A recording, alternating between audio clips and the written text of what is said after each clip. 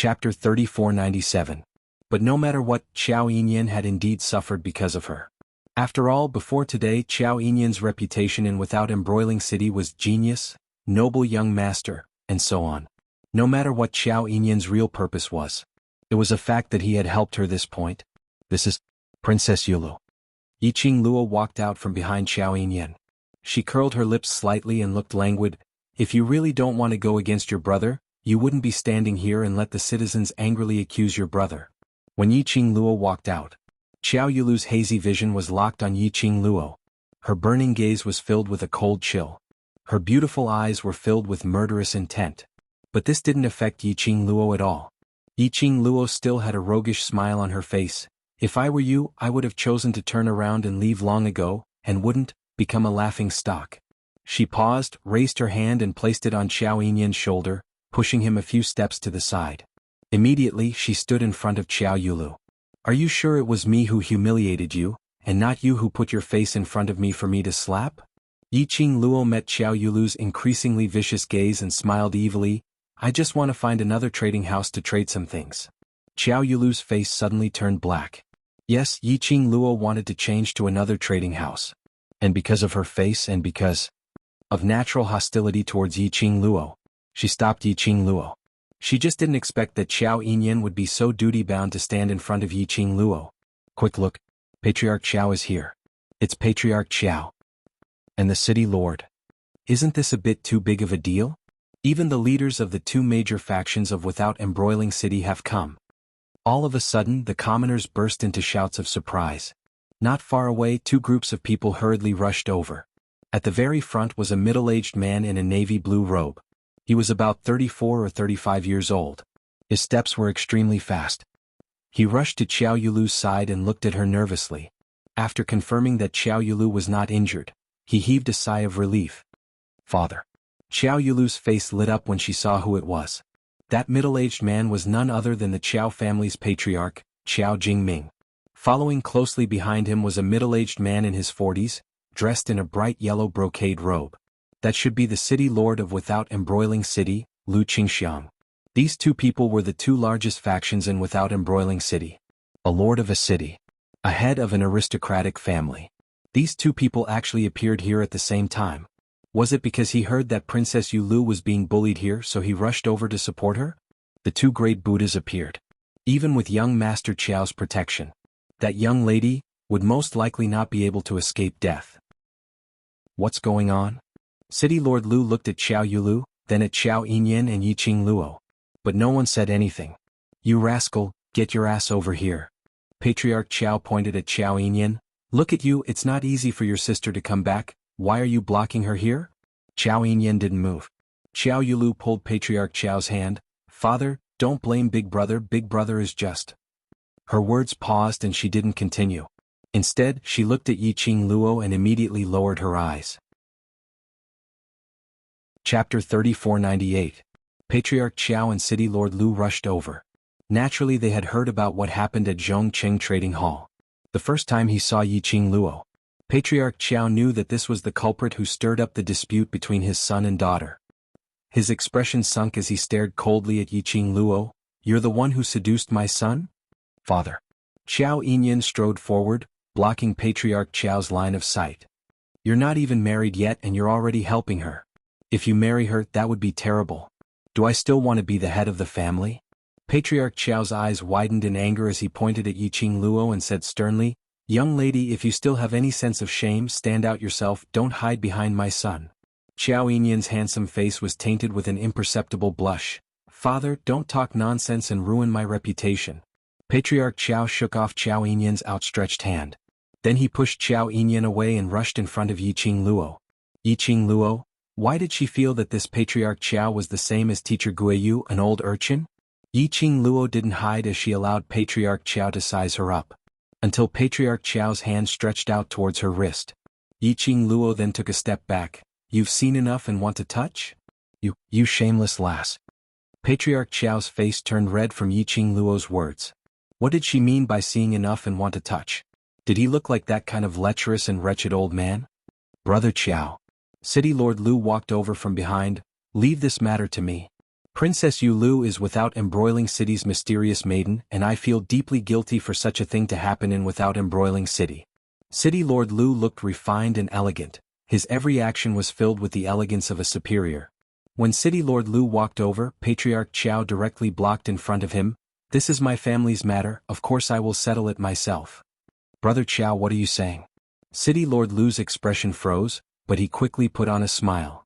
"Princess Yulu is the Empyrean Lady of Without Embroiling City. Her matters are Without Embroiling City's matters. As the City Lord, I must take responsibility for this matter." Patriarch Qiao frowned and glanced at City Lord Lu impatiently. He couldn't be bothered to bother about him as he looked towards Yiqing Luo. "Little lass, since it's because of you, it caused my son and daughter to go against each other, I must bring you back to the Qiao family to teach you a lesson. Follow me now." Saying that, he pulled Yiqing Luo's wrist, forcefully dragging her away. Qiao Yinyan, who was at the side, reached out to stop Qiao family head's hand. "Father." His tone was rather helpless. "Stop messing around. This young lady only wanted to find a trading firm to cooperate with. Everything else was caused by Third Miss Yu and Princess Yulu. It wasn't her fault. Even now, it's still Miss calling me Miss. He didn't even know his name. What's the use of having you?" Patriarch Qiao stared at Qiao Yinyan and then stared at Yiqing Luo. "What's your name?" Yiqing Luo? Had she sensed wrongly? Why did she feel that Patriarch Qiao seemed to have misunderstood something? She was about to open her mouth, but she heard Qiao Yulu's anxious call, "Father." Apparently, Qiao Yulu had also sensed that something was amiss as she walked over in quick steps. Chapter 3499. It's understandable that Zhong Cheng would detain her outside. After all, no one can guarantee that she entered the exchange hall to steal from customers or to cooperate with them. Qiao Yulu's expression was filled with arrogance and ridicule. Right. That's what First Master said earlier. Yu Jiwen finally found a chance to step on Yiqing Luo. Even Sister Yulu thinks so. That slut must be trying to steal from the exchange hall. Not letting her into the exchange hall is to ensure the safety of the other customers' crystals. Qiao Yulu totally didn't believe that Yiqing Luo had anything that could cooperate with the exchange hall. She really had. Then she wouldn't be in such a sorry state. As though she saw the ridicule in Qiao Yulu's eyes, Yiqing Luo smiled calmly, totally not bothered about their comments. "I haven't even entered the exchange hall. How do you know that I don't have anything that can cooperate with them? What good stuff can you have with your poor look? Even if you have, it must be stolen from others." Yu Jiwen snorted coldly. "Hurry up and hand it over. Hand over what you stole from others. With Sister Yulu around, no exchange hall in the entire Without Embroiling City will dare to cooperate with you." Under the veil, Qiao Yulu's eyes curved slightly. Her narrowed eyes looked a little cold. Apparently, she tacitly agreed to Yu Jiwen's compliment. "Teske," Yiqing Luo clicked her tongue. This Yu Jiwen was brainless. Even Qiao Yulu, the mysterious fairy, was brainless? Was it really good to be so arrogant in front of the city lord? Although it was true that no exchange hall in the entire Without Embroiling City dared to cooperate with her. But to say it in front of City Lord Lu, wasn't it indirectly telling City Lord Lu, "Your status in Without Embroiling City is not as good as Princess Yulu"? This was simply the last bottom line of a person in power. The key was that Qiao Yulu had a "indeed so" expression. This was because she was used to being on top. In her eyes, even the City Lord of Without Embroiling City was not in her eyes? Just at this moment, suddenly a low, uncertain voice rang from the crowd. Our exchange hall is willing to cooperate with Miss." That voice was very soft. But in this tense atmosphere. But it was clearly transmitted into everyone's ears. Everyone was startled and thought they had heard wrongly. Even Yiqing Luo was stunned for a moment. "There's actually a trading house that wants to work with the woman who offended Princess Yulu? Are you tired of living? Isn't this disrespecting Princess Yulu? Which trading firm is so stupid?" Everyone discussed among themselves as they searched for the source of the sound.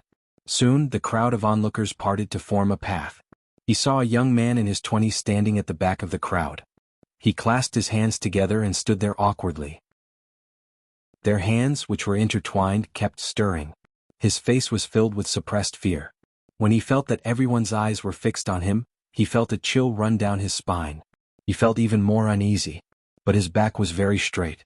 After seeing the man's face, the receptionist from the Sincerity Trading House sneered, "Isn't this the boss of the Treasures Trading House, Pei Xing?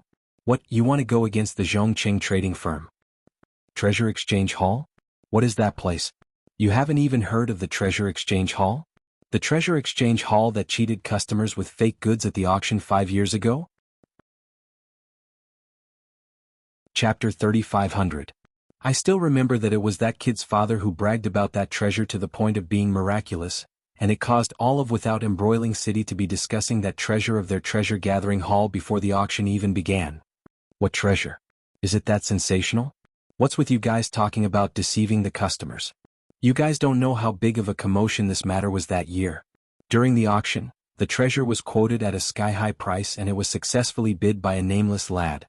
But that nameless lad had not even gotten the treasure when he was exposed. That lad was the nephew of the master of the treasure exchange. The most ridiculous thing was that the treasure had been inspected on the spot and it was actually a piece of useless stone with a little spiritual chi.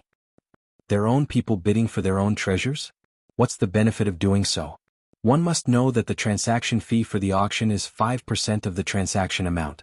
Still using the useless stone as a treasure, is he in a hurry to give away the crystals for the auction? Don't forget, what conditions must be fulfilled to obtain the title of the best exchange in Without Embroiling City. For a moment, the onlookers began to discuss spiritedly. Someone thought for a while before saying loudly, in the auction, the exchange house with the most crystals will be awarded the title of the best exchange house.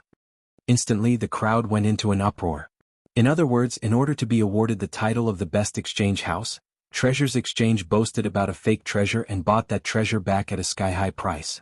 In this way, Treasures Exchange only needed to pay the auction's transaction fee to obtain the title of the best exchange house. With this title, it was only a matter of time before those transaction fees were earned back.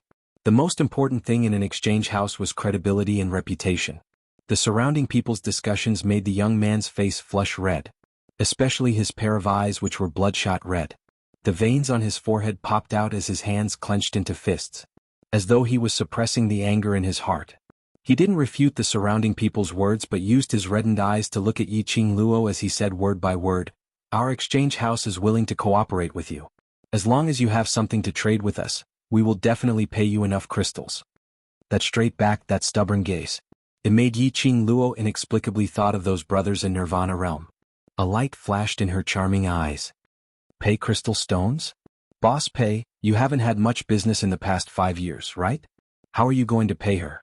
Also, after the grand auction, the treasure-gathering exchange that has been trading crystal stones at the bottom for 5 years in a row, your reputation will be taken down. In the past 5 years, there have been no customers coming in or out of the treasures exchange house. This kid is already at the end of his rope, so whenever he sees someone who wants to cooperate with the exchange house, he impatiently rushes out. Ah, a beggar and a trading house that is about to close down, what a perfect match. The discussions of the citizens became more and more unbearable. The mocking words were like a mountain, about to crush the young man's shoulders. The young man's eyes were red and his face was filled with grief and indignation. The suppressed anger in his eyes flowed continuously. But he clenched his fists tightly, suppressing the rage in him as he stubbornly looked at Yiqing Luo. "You want to cooperate with me?" Yiqing Luo slowly walked towards that young man. Pei Xing clenched his fists, his eyes filled with determination. Yes. Chapter 3501. Pei Xing pursed his lips tightly. I don't want our signboard to be taken down. Yiqing Luo lowered her eyes. She could tell that he was really at the end of his rope. At this juncture, he expressed his willingness to work with her in public. This was his last chance. He really valued that exchange hall of his. So much so that even though he knew that the road ahead might be a cliff, he had to take a step forward without hesitation. You should know that once you accept my cooperation, if I'm really like what they say, a thief who wants to enter the exchange hall to steal things, not only will you be cheated by me, you and the exchange hall will offend Without Embroiling City's mysterious maiden. You may not have a place to stay in this Without Embroiling City, or even in the Earth realm. Yiqing Luo revealed a smile at him. Pei Xing's gaze towards Yiqing Luo was still that resolute. He tightened his fingers and said seriously, I believe you're not a thief. Yiqing Luo's lips curled. I also believe that the exchange hall won't lie to its customers. You. Pei Xing's body suddenly stiffened. Looking at Yiqing Luo's eyes, it gradually widened. Suddenly tears gushed out. You believe? You really believe? He cried as he asked, his voice filled with uncertainty and shock. How many years had it been? He couldn't remember how many years it had been. No one believed his explanation. No one believed the cleanliness of the exchange hall. His father died in that rumor. He couldn't take everyone's abuse and distrust, so he jumped into the river. Later on he took over the exchange. And like his father, he kept on explaining to those who insulted the exchange hall. No one believed. Slowly he heard the rumors about the exchange hall. He learned to remain silent.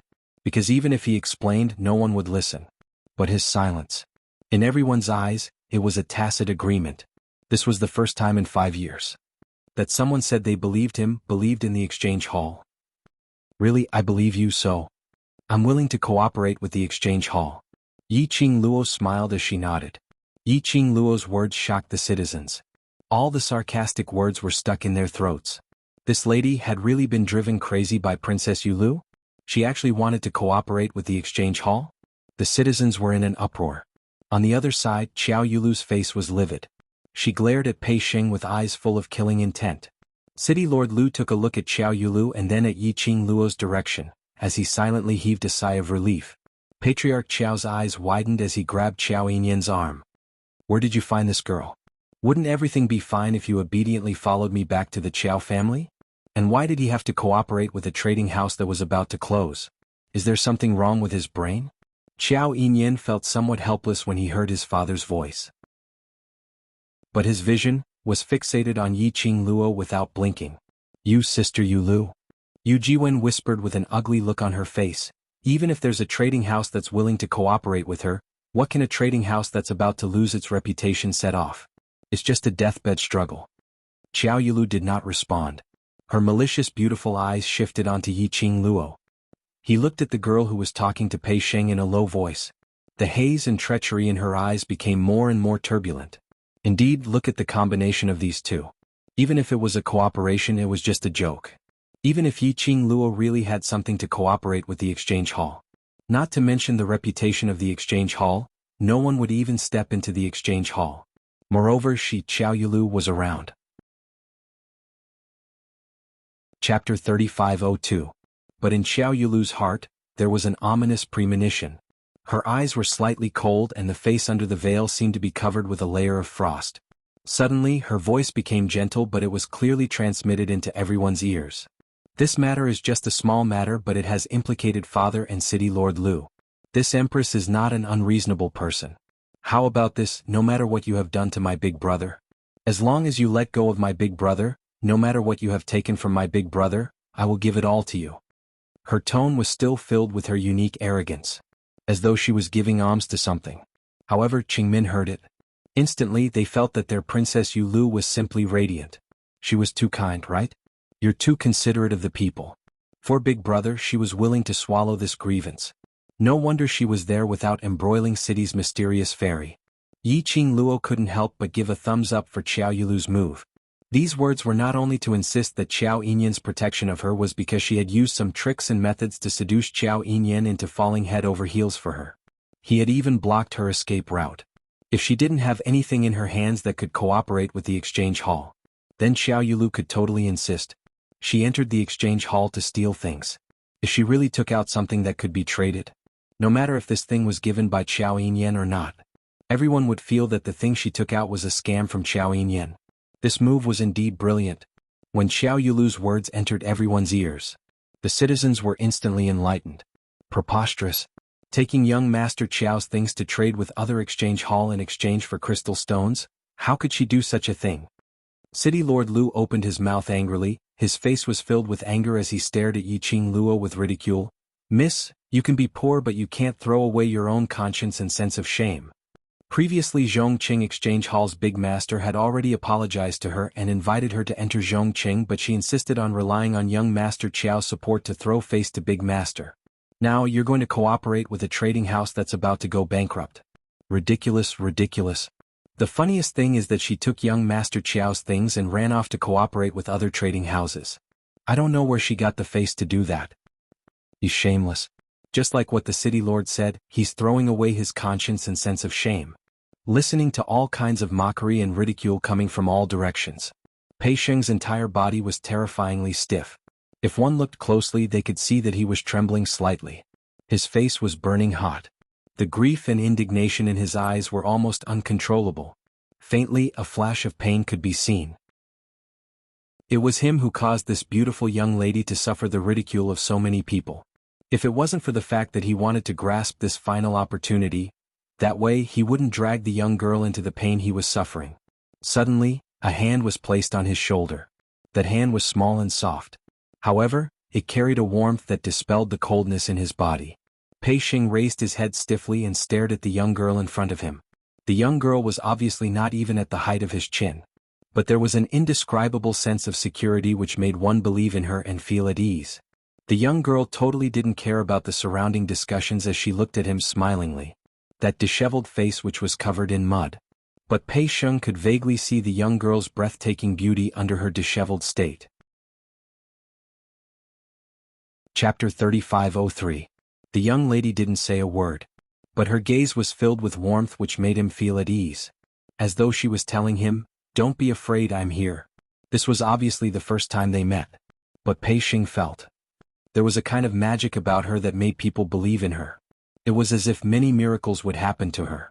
Pei Xing had a feeling. Ever since he chose to stand out, handing over the future of the treasure-gathering exchange hall to the young lady, his destiny's gear started to turn in an earth-shattering manner. Seeing the man's emotions calming down, Yiqing Luo's lips curled as she asked, "Where's your exchange hall? Let's head over first." Pei Xing nodded his head repeatedly and was about to lead Yiqing Luo away. Turning around, he saw the surrounding citizens, City Lord Lu and Qiao family's patriarch as well as Princess Yu Lu, who was emitting a dense murderous aura. His entire body stiffened as he looked at those people fearfully, immediately suppressing his voice. Miss, can we leave?" Yiqing Luo shot a glance at the crowd in front of her, blocking the path as she smiled faintly. "Are you afraid?" Pei Xing's face flushed red as he clenched his fists tightly. "Not afraid." Saying that, he felt that he wasn't convinced enough, so he added another sentence. "If treasure gathering is really stripped of its signboard, I will definitely die. Now this is my only chance, it's just death anyway, I have nothing to be afraid of." Looking at the man's determined brows, Yiqing Luo smiled. "It's good that you're not afraid. If because of me I caused you trouble and made you afraid, I will feel guilty." "No trouble, no trouble." Pei Xing immediately shook his head. "But I caused you to suffer from rumors and slanders." Yiqing Luo waved her hand as she interrupted his words. "Even if you don't stand out, your mysterious maiden will not let me off." We now. How can we leave?" Pei Xing wasn't silly. Based on the current situation, two powerhouses had appeared and mysterious maiden was here. If it wasn't for the fact that there were many citizens around, those powerhouses had no way to deal with them in broad daylight. The both of them would probably be beheaded by now. Yiqing Luo hadn't said a word. Behind them, a gust of hurricane was approaching. She saw Qiao family's patriarch dragging Qiao Yinyan as he hurriedly rushed over. "Now you know that you're afraid and know that there's no way to leave this place? Why are you so stupid? Will you only stop after things get out of hand?" Patriarch Qiao glared at Pei Xing. His gaze made it seem as if Pei Xing was going to snatch something from him. Following that, he stared at Yiqing Luo and continued to rebuke. "Not only is your brain damaged, there's something wrong with your eyes too. Instead of cooperating with Sincerity Bank, you chose to cooperate with this kind of trading house that deceives its customers and is about to go bankrupt." In the face of Patriarch Qiao's aggressive attitude, Yiqing Luo was very calm. "The name of treasure gathering is not bad, it's very auspicious. I don't think treasure gathering will go bankrupt." Wager? Qiao family's patriarch was choked by Yiqing Luo's words as his eyes opened wide. "You're just going to wither away this wager and cooperate with the treasure gathering?" For 4 years in a row, the number of crystals traded at the treasures gathering exchange house has been 0. What do you think this is? Patriarch Qiao looked at Yiqing Luo as though he was looking at a fool. In this year's auction, the treasure gathering house is once again at the bottom. According to the rules of Without Embroiling City's exchange hall, the reputation of the treasure gathering house must be taken down. Yiqing Luo's lips curled slightly. "Isn't there still 1 more year?" When Pei Xing heard that, he went into a daze as he abruptly raised his head and looked at Yiqing Luo in a daze. His eyes were gradually filled with tears. Chapter 3504. Some people believed that his treasures exchange hall didn't cheat their customers. Some people believed that his treasures exchange hall wouldn't be torn down, even if these were just words of encouragement. It also made him feel a great sense of satisfaction in his heart. Her heart, which had been empty for many years, was filled with warmth. Ah, ha ha ha. An arrogant smile interrupted Pei Sheng's feelings of being moved in the bottom of his heart. Yu Jiwen pointed at Yiqing Luo, holding her waist as she laughed out loud. Every time she laughed, her face would turn paler. But she still couldn't stop laughing. 1 year? Little slut, you probably don't know the auction is going to be held 5 days later. 5 days later, there will be no more Treasures Exchange Hall in Without Embroiling City. Otherwise, do you think Treasures Exchange Hall will cooperate with you? Yu Jiwen's eyes were filled with ridicule. You still want to put the things you stole from Brother Yin over there to trade? That's impossible. Pei Sheng's face suddenly turned pale. His body stiffened and straightened. He bit down hard on his lower lip. He didn't notice that his lip was bitten. Yiqing Luo's brows sunk slightly. It was such a coincidence that the auction was going to be held 5 days later? Looked like she had planned to slowly help Treasures Exchange Hall to pull in some customers and make a few deals, to build up their reputation. This was not going to work. Time was not enough. 5 days' time. Not only to let everyone believe in Treasures Exchange Hall again, to choose Treasures Exchange Hall. She also had to ensure that Treasures Exchange Hall's trading crystals wouldn't be at the bottom.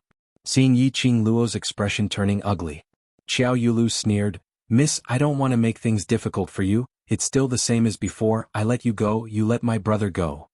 What let her go? She made a mess of Without Embroiling City when you first returned, how can we let her leave so easily? Xiao family's patriarch was the first to express his disagreement. City Lord Lu nodded repeatedly, this lady must not be let go. We must investigate her identity clearly. Xiao Yulu didn't respond. And the gaze she gave Yiqing Luo, it was filled with provocation. Yiqing Luo smiled to meet her provocation. He didn't seem to be suppressed by Xiao Yulu's aura at all. On the contrary, the aura that he was emanating suppressed Xiao Yulu. Yiqing Luo smiled faintly, her eyes calm. Then, his gaze swept across the crowd before him. Slowly he raised a finger. First, I'm not familiar with young Master Qiao. This is only the first time we've met. You don't believe me, don't tell me? You also don't believe young Master Qiao? Her gaze was fixed on the leader's body. Only young Master Qiao himself knows what kind of interest he has in me. Just now, when young Master Qiao spoke up for me, the first master was present, right? The first leader felt a chill run down his spine. Facing the gazes coming from all directions, he did not dare to speak. He looked around for help. Just speak the truth, Xiao Yinyan said indifferently as he met the first head's gaze. The great master's body stiffened and he immediately lowered his head. Yes. Chapter 3505. Her voice paused slightly. Yiqing Luo looked at Xiao Yinyan calmly. Eldest young Master Qiao, did you say the first sentence between us in front of Zhongqing Trading Firm's big master? Xiao Yinyan nodded, yes. Is this the first time I met you? Yiqing Luo continued to ask. Yes. Xiao Yinyan didn't hesitate. It wasn't the first time he met Yiqing Luo, but it was indeed the first time she met him. After asking, Yiqing Luo's gaze swept across the crowd and finally landed on the two powerhouses and Xiao Yulu.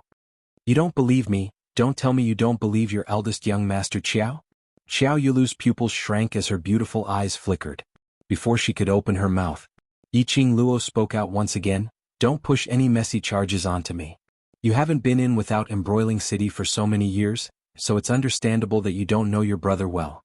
But Qiao family head should know eldest young Master Qiao's character very well. Whether I seduced eldest young Master Qiao or whether eldest young Master Qiao had been bewitched by me till he lost his rationality, Qiao family head should be clear. This sentence once again blocked Xiao Yulu's words. Yiqing Luo originally didn't want to bother with Xiao Yulu and was too lazy to tangle with her. She had never thought of staying in Without Embroiling City for a long time. But Xiao Yulu and City Lord Lu were overbearing. And now she was no longer a person. There was still Pei Sheng who wanted to protect his own trading house. She didn't mind if he misunderstood her. But she couldn't ruin the reputation of the trading house. The reputation of the trading house was already very bad. If the customers who cooperated with them were all liars, no matter how she tried, there was no way to guarantee that she could turn things around in 5 days. Everything was as Yiqing Luo had expected. Under her sonorous and forceful rebuttal, those people who were pointing and discussing had all quietened down. They all turned their gazes towards Xiao Yulu. That's right. With Princess Yulu around. If that lady really took something from eldest young Master Qiao, how would Princess Yulu not know? Although eldest young Master Qiao's character was more indifferent. But when dealing with people and matters, one had to know when to advance and when to retreat. Alienation was not impolite. He would never lie to the citizens. Especially, everyone knew how much Patriarch Qiao doted on his son. If young Master Qiao was really captivated by a woman, he would be head over heels for her. Patriarch Qiao had long flipped out. How could he still be so calm? The changing gazes of the citizens made Xiao Yulu's face even more livid and gloomy. Her brows were tightly knitted together, and her entire body was trembling.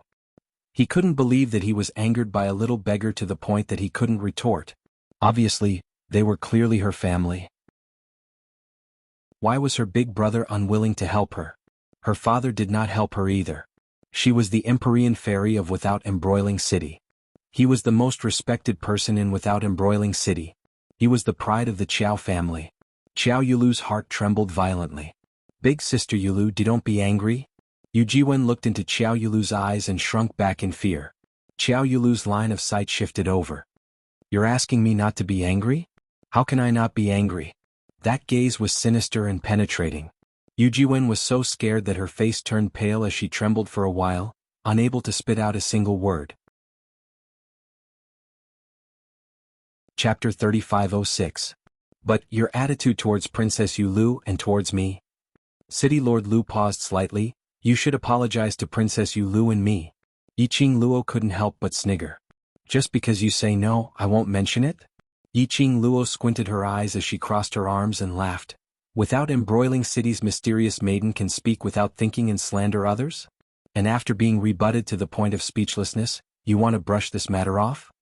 She scoffed lightly. Speaking of apology, shouldn't mysterious maiden apologize for insulting a weak lady's reputation?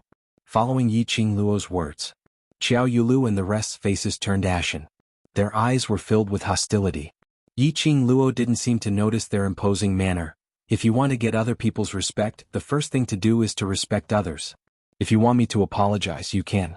The mysterious maiden should first apologize for slandering me and ruining my reputation. Who do you think you are? How dare you ask me to apologize? Xiao Yulu's fingers clenched tightly as her gaze was like a venomous snake, twisting around Yiqing Luo coldly and cruelly. A burst of dense, profound energy was released from her body. Her sleeves moved and a surging attack was directed towards Yiqing Luo's face. Stop. Xiao Yinyan's figure swiftly moved in front of Yiqing Luo as he raised his arm to block Xiao Yulu's attack.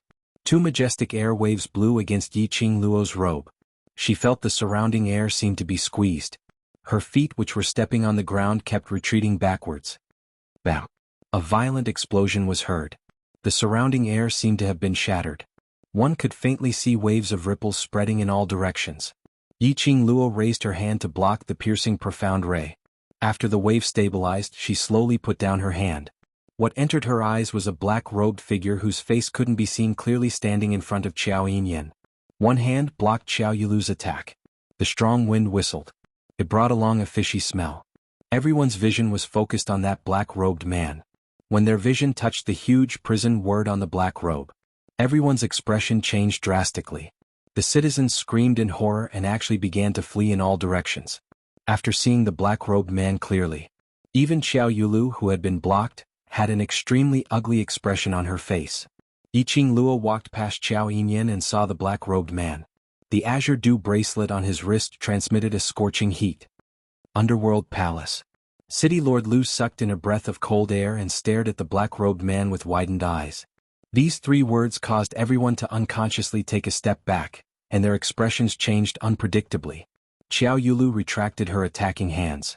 Her beautiful eyes were piercingly cold as she looked at the black-robed man. Senior from the Underworld Palace, why are you interfering in this junior's matter? The Underworld Palace was a bunch of lunatics who weren't afraid of death. They were a bunch of weirdos. When the people of the Earth Domain saw the Hell Palace, they would take a detour. The people of the Underworld Palace also disdained to have too much contact with others. Not to mention meddling in other people's business. Jia jia jia, the black-robed man let out a sinister laugh. That voice was hoarse and ear-piercing, with a feeling that made one's scalp go numb. This laugh, the expressions of those who were nearer to him couldn't help but sunk. The black-robed man laughed and laughed. Suddenly his head jerked up. Under the black robe, an extremely horrifying face was revealed. And that raised hand on the skin were patches of mottled scars. Chapter 3507. You've touched Hell Palace's guest, of course I have to interfere.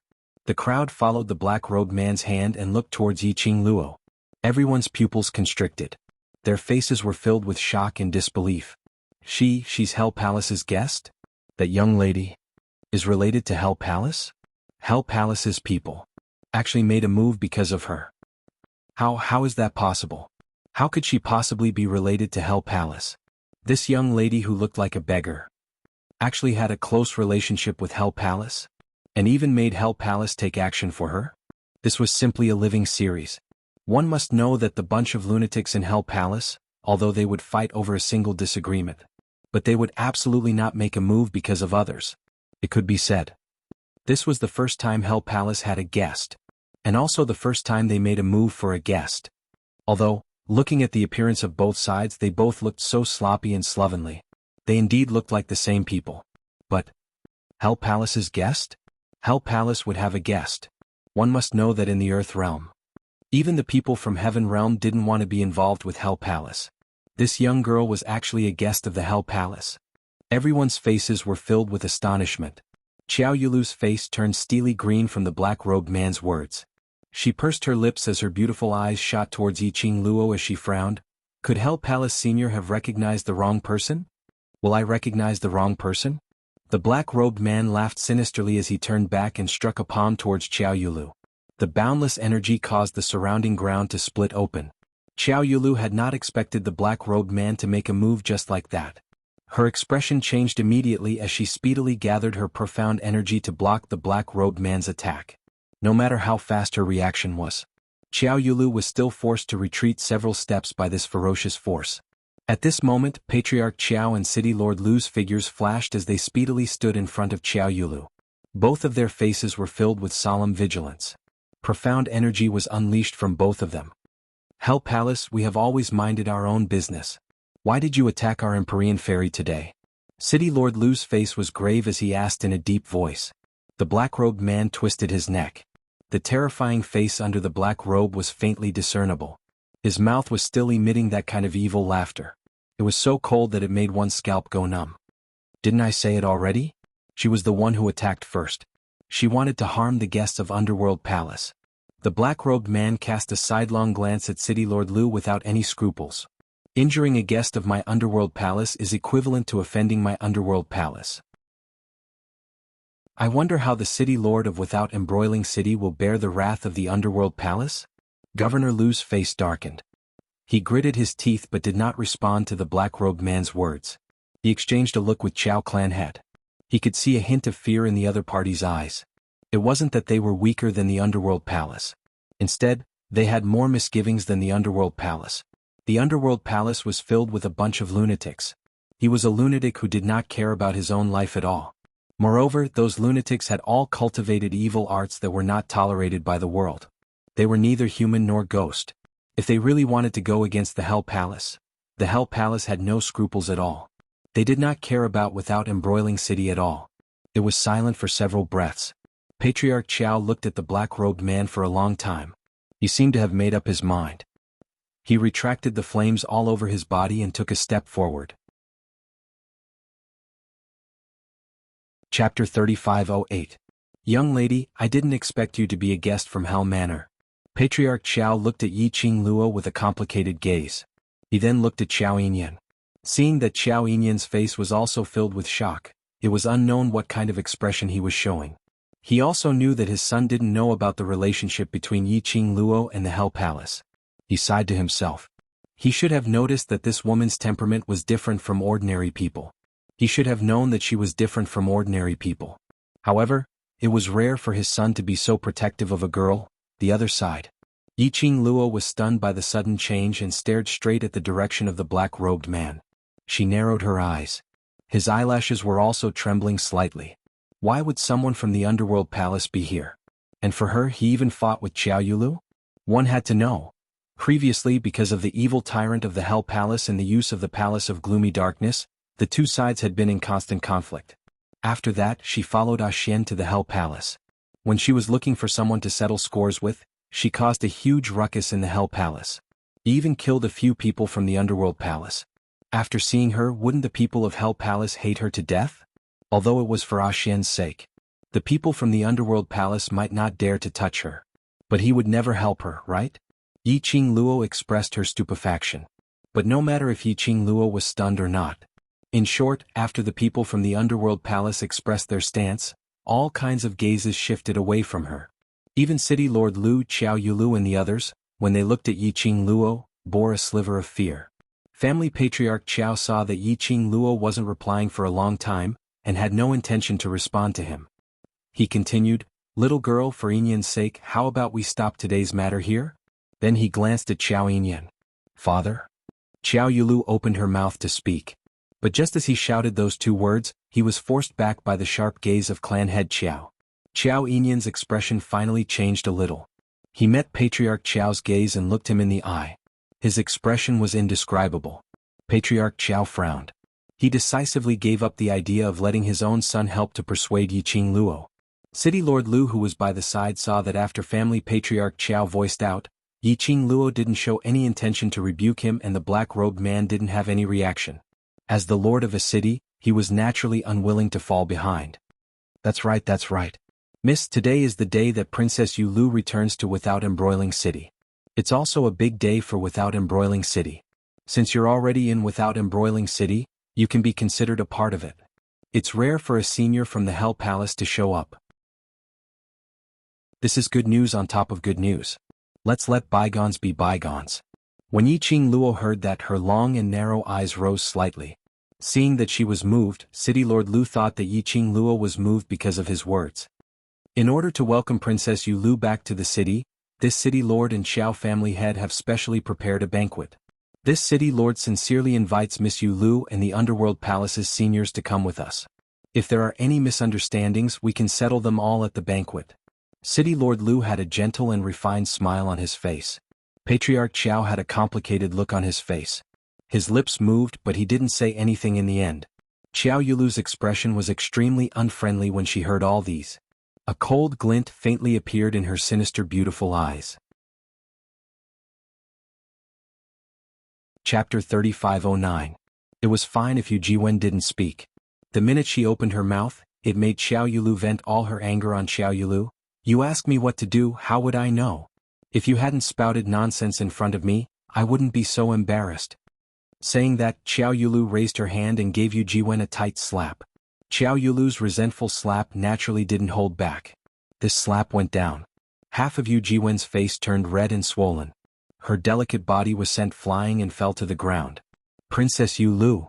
Lord Xiao's expression changed as he cried out Xiao Yulu's name. He frowned, extremely dissatisfied with Xiao Yulu's actions. However, City Lord Lu seemed to have found the best excuse as he took quick steps forward, blocking in front of Xiao Yulu as he gave an amiable smile towards Xiao Yulu. "Young lady, you've heard it too. All this is because of third Miss Yu, who is trying to sow discord. Princess Yu Lu returned to Without Embroiling City after leaving home, so she was easily deceived by third Miss Yu." City Lord Lu pushed Yu Jiwen out without hesitation. In this Without Embroiling City, no one could match Mysterious Fairy's prestige. Yu family wouldn't be willing to offend Mysterious Fairy and the Lu family just for a third Mississippi. City Lord Lu said, "I will definitely teach third Miss Yu a lesson, to warn the citizens of Without Embroiling City not to spout nonsense and slander others." Yi Qing Luo looked at him indifferently, still not saying a word. City Lord Lu, who didn't get any response, seemed to be used to Yi Qing Luo's coldness as he continued, "Don't stand here." After that, he waved to Xiao Yulu, "Brother Xiao, let Princess Yu Lu bring Miss back to the Qiao family first. Let's go to the banquet together." Xiao Yulu didn't move. The scene was awkward. City Lord Lu was acting on his own, and no one responded to him. At the end of his sentence, he shut his mouth and did not say anything else out of embarrassment. The entire exchange hall's entrance. Silence. There was only Yu Jiwen's soft sobs and hoarse begging for mercy. After a long time, the scene was awkward. With her arms crossed over her chest, the girl with a calm expression finally reacted. Her long and narrow eyes curved into crescents as she met City Lord Lu's slightly joyful gaze. "When did I agree to have a banquet with you?" The smile on City Lord Lu's face instantly froze. Yiqing Luo tilted her head, and even though her face was stained with mud, it wasn't hard to see the ridicule on her face. "Whether or not it's the Empyrean Fairy's first return to Without Embroiling City has nothing to do with me. Don't associate me with her in any way. Don't play a game of letting go of all enmity with a smile.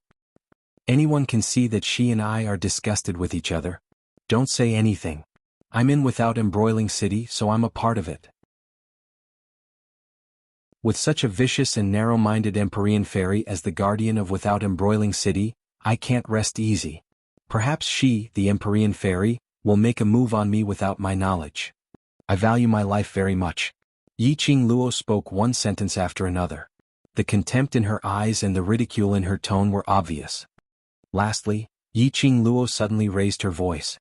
"If Without Embroiling City wants to build a relationship with the Hell Palace, then think of a way to fight for it yourself. Trying to make use of her to build a relationship with the Hell Palace? Inviting them to attend the banquet to welcome the Empyrean Fairy? Not afraid that the Hell Palace's madman would go crazy and directly start a massacre at the banquet." Chapter 35:10. You. City Lord Lu's face turned steely green, totally not expecting Yiqing Luo to not give him any face at all. He clenched his fists tightly, and his eyes were filled with sharpness. His gentle and refined face was somewhat distorted. Yiqing Luo had no doubt that if the Hell Palace's men weren't around, City Lord Lu would absolutely tear her apart. For the time being, Lin Mingya could not care less about the reason why the people from the Underworld Palace would step forward to help her. Currently there were people from the Underworld Palace present. The major factions of Without Embroiling City would still be wary of her. Tiske. Back then Dmo Shen brought her along to wreak havoc in the Underworld Palace. He didn't hesitate at all. At that time she even suspected that the legend of the Underworld Palace was fake. Now he saw with his own eyes how much the people of the Earth Realm feared the Hell Palace. Shen was indeed too powerful. Yiqing Luo loosened her arms and her gaze swept towards Qiao Yinyan, who was standing by her side, and Patriarch Qiao, who had a complicated expression on his face. She curled her lips and said indifferently, "However, for the sake of Patriarch Qiao and young Master Qiao, I can pretend that today's matter never happened." Qiao Yinyan's eyes moved as he stared blankly at Yiqing Luo. Governor Lu's face turned increasingly ugly. Yiqing Luo's words had indeed given Qiao family enough face. But it was also a slap to the face of the city lord. Especially when Yiqing Luo was a guest of the Hell Palace. Their current attitude represented the attitude of the Underworld Palace. City Lord Lu's eyes suddenly flashed with a trace of darkness.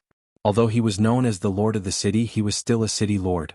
However, they had always been suppressed by the number one family, the Qiao family. Because the Qiao clan wasn't just a clan of profounders. Qiao Yinyan, a 19-year-old genius who had reached the 15th stage of the Sage Profound Realm and was on the verge of becoming a god. He had even groomed the Empyrean Fairy of Without Embroiling City. The status of the Empyrean Fairy could be said to be above him, the City Lord. City Lord Lu had always been suppressed by the Qiao family to the point that he could hardly breathe. Now that Yiqing Luo represented Hell Palace's attitude, City Lord Lu could only feel that his status was slowly collapsing. The fear in his heart was also gradually growing. His gaze was fixated on Yiqing Luo. He could tell. Whether it was Qiao Yinyan or the seniors of the Underworld Palace, they were all based on Yiqing Luo's attitude. Just like now, no matter what Yiqing Luo said or did, no one from the Underworld Palace obstructed them in the slightest. Someone who was respectfully addressed as a guest by the Underworld Palace. His status must be extraordinary. City Lord Lu's eyes flickered incessantly. He pursed his lips and restrained his voice as he said in a low voice, "Miss, it's better to leave some leeway in everything so that we can meet in the future." After all, the young lady had already cooperated with the treasure trading house, hadn't she? Even if it's for the sake of gathering treasures, you still have to stay in Without Embroiling City. I can provide you with a lot of help in all aspects. His words were full of threats and promises. As he spoke, he looked at Pei Sheng. Pei Sheng had never experienced something like this before. He was surrounded by a few major factions and all sorts of auras pressed down on him. He was already feeling uneasy about being eliminated. At this moment, City Lord Lu looked at him sternly. He felt even more pressured. The smile in Castellan Lu's eyes deepened when he saw Pei Sheng's reaction. He could tell. Yiqing Luo's attitude towards Pei Xing was very friendly. If he couldn't start from Yiqing Luo's side, then he would start with Pei Xing. Chapter 35:11. These words sounded like encouragement, but the underlying meaning was obviously a threat to Pei Xing. If Yiqing Luo still didn't give him this city lord face, then he would interfere in this auction. Pei Xing's face turned green and white. His hands, which were hanging by his sides, tightly gripped his robe.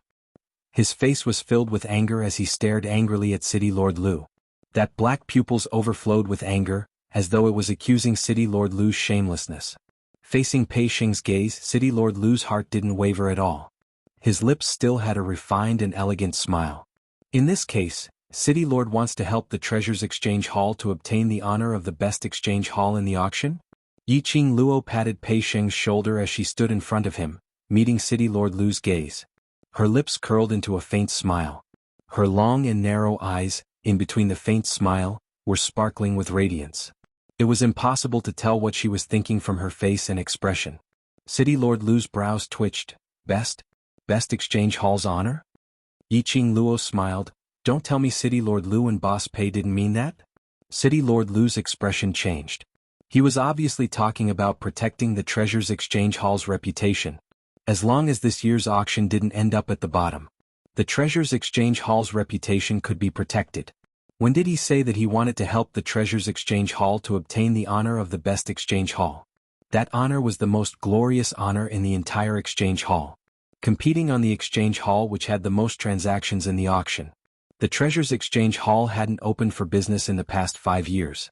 And to obtain the honor of the best exchange hall? What kind of joke was that? Is City Lord so insincere? Or should I say, City Lord isn't sincere in helping the Treasures Exchange Hall? Yiqing Luo saw that he didn't say a word and asked with a smile.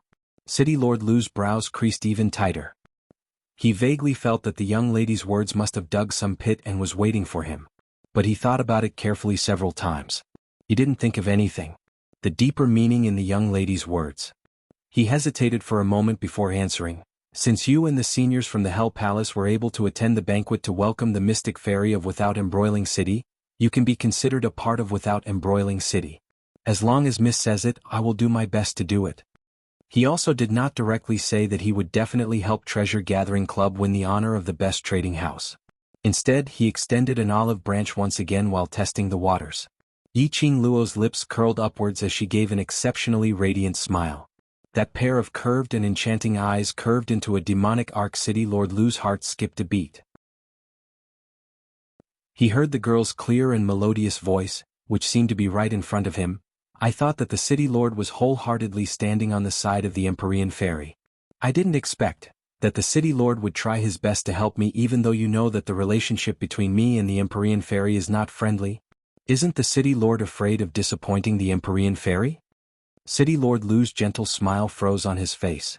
His pupils constricted as he turned around to look at Xiao Yulu. Xiao Yulu's face was gloomy, and her beautiful eyes were filled with a bone-chilling ruthlessness. His eyes were overflowing with hostility. Like two sharp blades, fiercely pierced into City Lord Lu's body. Even though it was covered with a veil. City Lord Lu could clearly see how distorted Xiao Yulu's contour under the veil was. Damn it. Chapter 35:12. City Lord Lu's forehead was filled with cold sweat. Xiao Yulu had totally treated Yiqing Luo as her nemesis. Towards everything that was related to Yiqing Luo. Xiao Yulu couldn't stand it. Especially when it was about to close down, but still dared to stand out and slap her face in front of Without Embroiling City citizens. Xiao Yulu couldn't wait for the Treasures Exchange to disappear completely from this auction. He actually wanted to regain his face from Yiqing Luo, going against Xiao Yulu's wishes, and still wanted to help the Treasures Exchange? Wasn't this a slap on Xiao Yulu's face? His back turned cold as his face congealed as he straightened his back and shouted angrily, My motive is to protect Without Embroiling City's peace and harmony is the most important thing in all matters. He paused for a moment and gave a cold snort. Since Miss doesn't like me and I can't satisfy Mrs. appetite, then I won't force you. City Lord does know his own limits. Yiqing Luo laughed lightly. People who know their limits usually don't die so quickly. City Lord Lu's expression was extremely ugly as he stared angrily at Yiqing Luo. As for Xiao Yulu, she suddenly raised her head and used a pair of vicious eyes to look at Yiqing Luo as her chest heaved up and down violently. These words were what she said when she intentionally humiliated Yiqing Luo. Yiqing Luo was now using these words to rebuke City Lord Lu. It was obvious that she was provoking her. Since this matter has come to an end, then, can you give way now? Yiqing Luo raised her brows as she asked with a smile which didn't look like a smile. City Lord Lu looked towards Xiao Yulu. Xiao Yulu's gaze was sinister as she gave off a furious aura. City Lord Lu naturally didn't dare to open his mouth to ask for her opinion. After a moment of silence, Yiqing Luo raised her wrist as her slender fingers caressed her chin. Her curved eyes were filled with endless ridicule. Why? I've already given Xiao family's face to let go of your pestering me previously. Your so-called apology, smiling away enmity, etc. I don't need it. Saying this, she paused for a moment. Her gaze fell onto City Lord Lu. The deep meaning in her eyes was even more ridiculing. Therefore, in order to get the Mystic Fairy to give way, I still have to go to the Treasures Exchange Hall and trade with Boss Pei. These words were obviously mocking City Lord Lu. A dignified City Lord was actually unable to make any decisions. He still had to look at Xiao Yulu's expression. It was just a face-to-face encounter. Yiqing Luo had already deeply understood City Lord Lu's character. Proud and arrogant, but timid and afraid of trouble. He was afraid that if he offended the Empyrean Maiden of Without Embroiling City, his position as City Lord would become unstable. But at the same time he hated Xiao Yulu for disrespecting him. Yiqing Luo was just a simple hint. Castellan Lu had already imagined a whole bunch of things in his mind. He was even more dissatisfied with Xiao Yulu. Yiqing Luo only wanted to say that she had placed herself in a servile position right from the start. When facing Xiao Yulu, then he would be inferior. It was no wonder that Xiao Yulu looked down on him. City Lord Lu's face turned black. Are you so sure that after the cooperation between you and the Treasures Exchange Hall is successful, it will really help the Treasures Exchange Hall? Yiqing Luo tilted her head. In this way, City Lord is intending to secretly deal with the Treasures Exchange Hall during the auction? She blinked her eyes as her long and thick eyelashes fluttered like a butterfly's wings. It made that young lady's seductive eyes look even clearer and brighter. Chapter 35:13. Since when did I say that I will interfere with the auction? City Lord Lu retorted sharply. Yiqing Luo's brows rose. Oh? That means to say, City Lord will absolutely not do anything to the Treasures Exchange Hall secretly? I'm not that low class. City Lord Lu's face was steely green. Yiqing Luo's smile widened. That's great. Since City Lord is in front of the citizens of Without Wang City, to make this promise, I hope that City Lord will keep your promise and not do anything that will hurt City Lord's prestige because of your personal feelings. City Lord Lu's fists were clenched tightly. The refined smile on his face was extremely stiff. This slut actually dug a pit for him in her words. Yiqing Luo's words were obviously tying him and the Treasures Exchange Hall together. If any accident happened to the Treasures Exchange Hall, no matter if it was his doing or not, this debt would probably be placed on him as the City Lord. In this way, in order to protect the City Lord's prestige and integrity, not only could he not do anything to the Treasures Exchange Hall secretly, he had to try his best to protect the Treasures Exchange Hall and not let others do anything to it. The more he thought about it, the faster City Lord Lu's heart beat. Perhaps even Xiao Yulu would not trust him anymore. This move was really brilliant. It directly cut off all his escape routes. City Lord Lu's eyes were hazy as it flashed past. But on the surface he still forcefully maintained a smile. That's natural as long as the Treasures Exchange Hall follows the auction's rules and properly prepare the auction items, nothing else will happen to the Treasures Exchange Hall. Yiqing Luo shrugged her shoulders. Who knows? After all, 5 years ago some bad things happened. Her words, which had a hidden meaning, made the expressions of the few present turn ugly. Pei Sheng also raised his head in a daze as his entire body turned stiff. Yiqing Luo's gaze was like a torch as it went past the crowd and stared straight at Zhongqing Exchange Hall's first master. A smile blossomed on his lips, in order for the history from 5 years ago not to repeat itself. I hope City Lord can strengthen the security of the various trading houses, in case those trading houses with ill intentions secretly do something. In the end, it would disgrace City Lord's prestige. First Master's face suddenly turned pale. What are you hinting at? Xiao Yulu couldn't take it anymore as she berated him. Yiqing Luo's smile remained unchanged. mysterious maiden should be clear about this. Are you that confident that the Treasures Exchange House will be able to obtain the best honor in this auction? Xiao Yulu looked at her coldly. Yiqing Luo nodded with a smile. Of course. Looks like you're really confident. Xiao Yulu's slightly cold gaze flickered with light. According to what Miss is saying, if the Treasures Exchange House can't obtain the best honor, then it means that someone has done something in the dark, that City Lord Lu is narrow-minded and can't tolerate the Treasures Exchange House? Yiqing Luo nodded as a matter of course. To be more precise, if treasure gathering doesn't get the best honor, not only will I suspect City Lord Lu, but I will also suspect Without Embroiling City's mysterious maiden.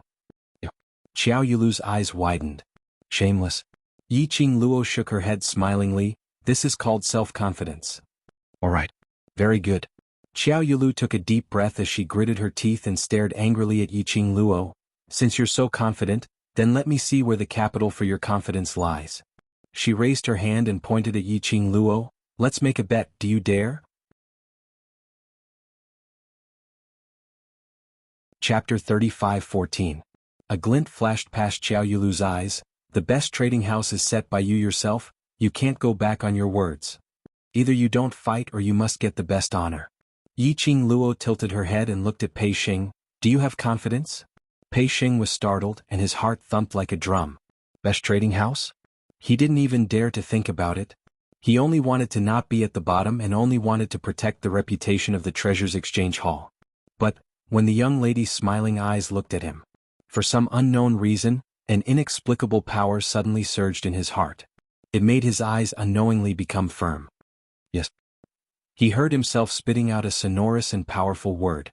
The boiling blood in his chest had not stopped. He could feel the hot blood flowing through his limbs and bones, constantly penetrating through every corner of his body. It made him feel as though he had been reborn. Confidence. Absolute confidence. Or not fight. If he wanted to fight, he must fight to the best. Pei Xing's eyes were shining brightly. Yiqing Luo smiled, her eyes were filled with encouragement. After that, when Yiqing Luo's gaze shifted away and landed on Xiao Yulu, Pei Xing could obviously feel that her aura had undergone an earth-shattering change. It was different from the gentleness when facing him, but an extremely sharp aura. It was on par with Xiao Yulu. How do you want to bet? Yiqing Luo's lips curled as she asked with a faint smile. Xiao Yulu raised her chin as her beautiful eyes were piercingly cold.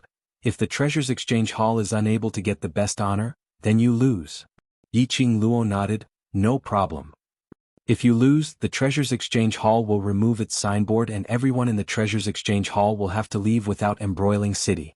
Xiao Yulu's voice was ruthless, arrogant and complacent. As for you? Let me deal with you without any complaints, how about that? Yiqing Luo paused slightly. Xiao Yulu was overbearing. Why? Don't dare? Yiqing Luo ignored her as she looked at Pei Xing and asked with a smile, Are you willing? Pei Xing looked at the girl in front of him, who could change her aura mode at any time. He pursed his lips and nodded hard. I believe you. Get an accurate answer. Yiqing Luo smiled as she looked at Xiao Yulu. I agree to your conditions. After she had finished her sentence, the crowd was in an uproar. Xiao Yinyan couldn't stand it any longer. He quickly stepped forward and said, Miss, this is just a competition in the auction. Even if it's a bet, you shouldn't be the one betting. Cheng Min and the others all had complicated expressions on their faces. Let Xiao Yulu do as she pleases? Anyone could imagine what the consequences would be. Xiao Yulu would absolutely make Yiqing Luo suffer a fate worse than death. The black-robed man from the underworld palace also strode forward. His terrifying face was filled with a sinister aura. Isn't your tone a little too big? You can do whatever you want to the guests of the underworld palace, but have you asked for the underworld palace's opinion? The black-robed man from the Hell sect stepped forward. The atmosphere of the entire scene froze once again. Xiao Yulu looked at the black-robed man with an ugly expression. Biting her lower lip, she said, I've lost the bet. Since she agreed to this bet, she should understand the dangers involved. Her voice paused as she narrowed her beautiful eyes. Or could it be that Senior from the Hell sect feels that she will definitely lose? You dare to question me? The black-robed man who didn't know the ways of the world was interrogated by Xiao Yulu. The murderous intent in his eyes grew thicker. Chapter 35:15. Old Lie. A young lady's clear voice was heard from behind. The black-robed man's action paused as he slowly turned around and looked at the young lady. The black-robed man was none other than the person whom Yiqing Luo had met in the Hell Palace previously. His name was Old Lai. If she didn't remember wrongly, Old Lai had some prestige in the Hell Palace. She had not expected him to appear in Without Embroiling City. Di Fu. Old Lai had just opened his mouth when he saw Yiqing Luo's slightly cold gaze. He changed the subject and said, Mississippi. Yiqing Luo's lips curled up slightly as she smiled faintly. Since this is the bet that I agreed to, it is reasonable for Mysterious Maiden to raise any request. I have no reason to reject. Miss. Old Lai's expression changed as he glanced at Xiao Yulu. Yiqing Luo smiled at him. I will not lose. Seeing Yiqing Luo's insistence, Old Lai didn't say anything else. He angrily lowered his hand and stared fiercely at Xiao Yulu. But it wasn't like before, filled with murderous intent. This scene made everyone's heart beat like a drum. They had not expected. That little girl, who looked like a beggar, was actually able to easily persuade the madman of the underworld palace, and even made him obedient?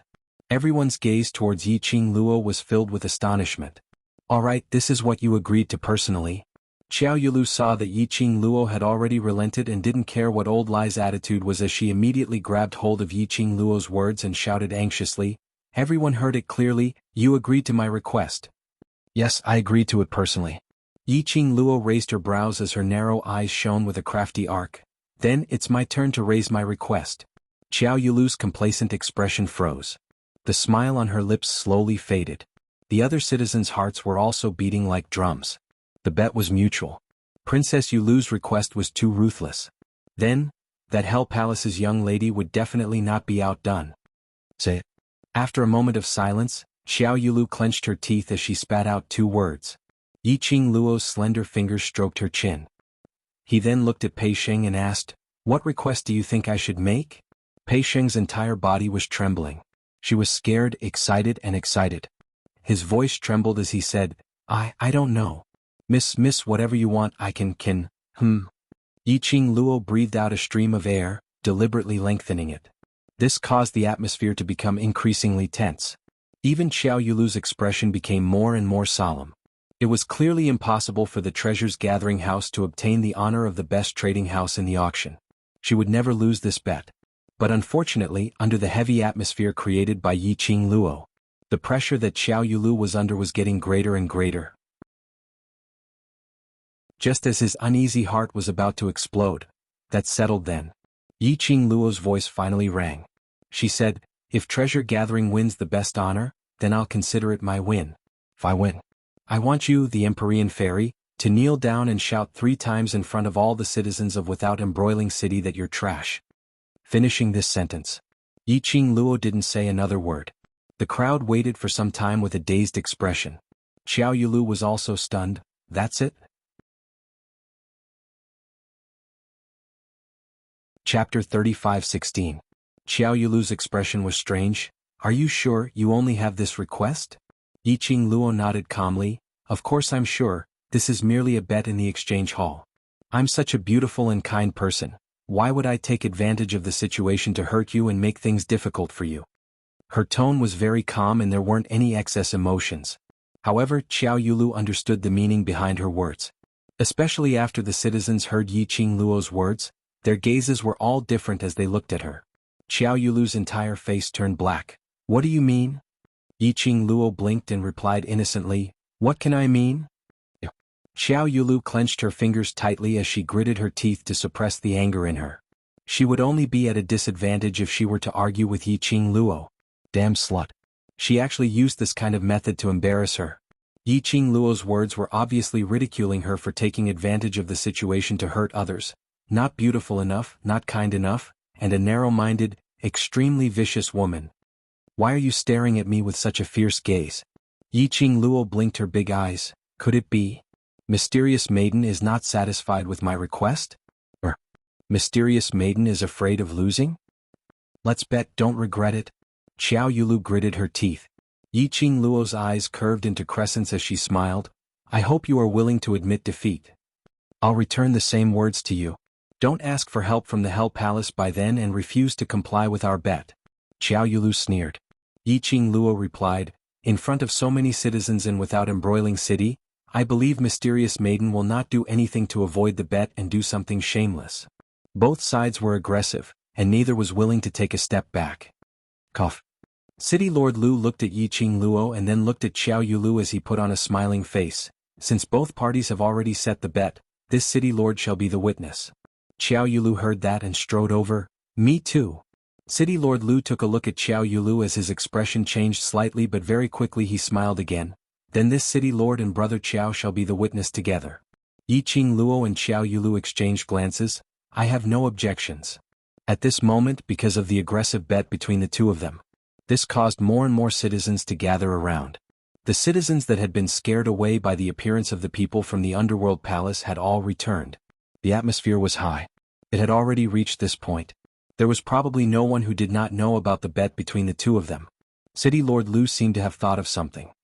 During the auction, will the seniors of the underworld palace also stay behind? Yiqing Luo didn't reply but looked towards Old Lai. Lao Lai's eyes widened. Of course I want to accompany the emperor, to accompany the young lady. I don't want you to bully the guests of the underworld palace just because you have more people. City Lord Lu raised his eyebrows in delight. Xiao Yulu on the other hand looked a little terrible. City Lord Lu rolled his eyes a few times, thinking about something in his heart. Finally, as if he had made a decision, he smiled and cupped his hands at Old Lai. During this period of time, why don't the two of you stay at the Lu family? Although my house is small, it has everything you need. I'm sure you'll be satisfied. As soon as he finished speaking, Xiao Yulu released a chill from her body. City Lord Lu. Her cold voice was laced with suppressed anger.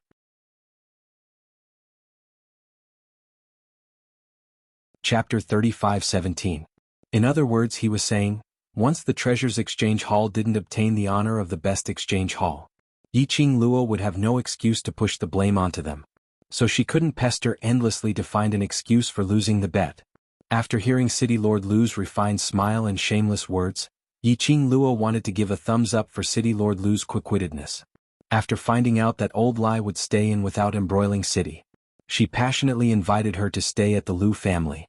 Then what if Old Lai didn't intend to stay? City Lord Lu's attitude, would there be a 180-degree change?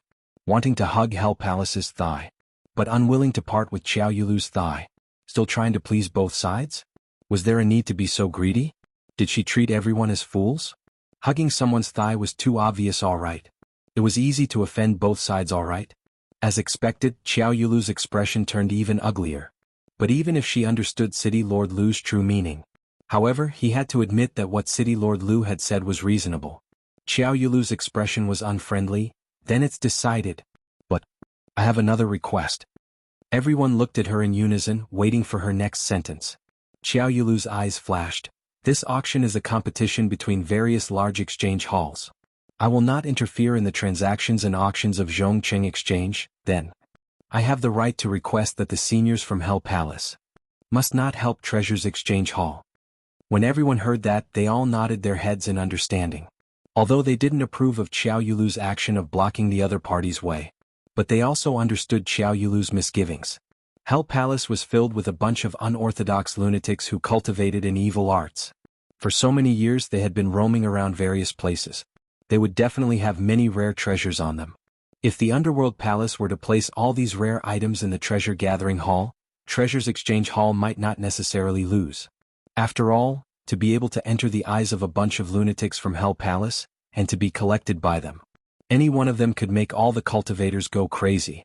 Everyone could tell. Xiao Yulu had no intention to let Yiqing Luo off. In order to prevent Hell Palace from interfering, she made use of this bet. Although the people of Qingmin all believed that the strong were respected and strength was supreme, but to the Empyrean fairy of without embroiling city, deep in their hearts they still refused. Everyone could see that. The Empyrean maiden of without embroiling city was extremely arrogant and looked down on everyone else. He was especially narrow-minded. He would do anything to deal with those who angered him. The citizens of the small city were trembling in fear. In the future, if he saw the Empyrean fairy, it would be better to take a detour. What the F***ck are you talking about? Old Lai exploded. Why can't I cooperate with treasure gathering? Why can't I go to the treasures exchange hall to bid for things? Could it be that I'm not from the Earth domain? Old Lai was furious. His aura became more and more terrifying. Xiao Yulu looked at Old Lai and slowly took 2 steps back. I am only striving for fairness. Everyone knows that the Hell Palace doesn't lack treasures or crystals. If the Hell Palace were to make a move, wouldn't we be helping the treasure-gathering hall to cheat? Lao Lai's eyes widened. I am. Yiqing Luo raised her hand and placed it on Old Lai's shoulder, preventing him from being carried on by Xiao Yulu. Chapter 35:18. Miss? Old Lai really didn't understand. That woman was obviously making things difficult. Why did Imperial Madam still agree to everything? She was the Overlord's wife. Why did she have to suffer such grievances? Yiqing Luo waved her hand, indicating for him to calm down. Then she looked at Xiao Yulu. Hell Palace will absolutely not intervene, and I hope Mysterious Fairy can do it. Xiao family will also not intervene in the competition between the trading houses. Xiao Yulu raised her chin and said proudly, I will wait and see. Then she flicked her sleeves. Let's go. After Xiao Yulu turned around and left, the citizens on both sides of the street secretly heaved a sigh of relief, not knowing why. When facing Xiao Yulu, it was even more hair-raising than facing the people from Hell Palace. This auction will definitely be the most lively one in Without Embroiling City in many years. City Lord Lu said cheerfully to ease the atmosphere. How can it not be lively? Xiao Yinyan looked at City Lord Lu with a slightly sunken face. City Lord Lu is really scheming. To think that a junior would say that he was a schemer in front of all the citizens. City Lord Lu's face immediately turned ugly.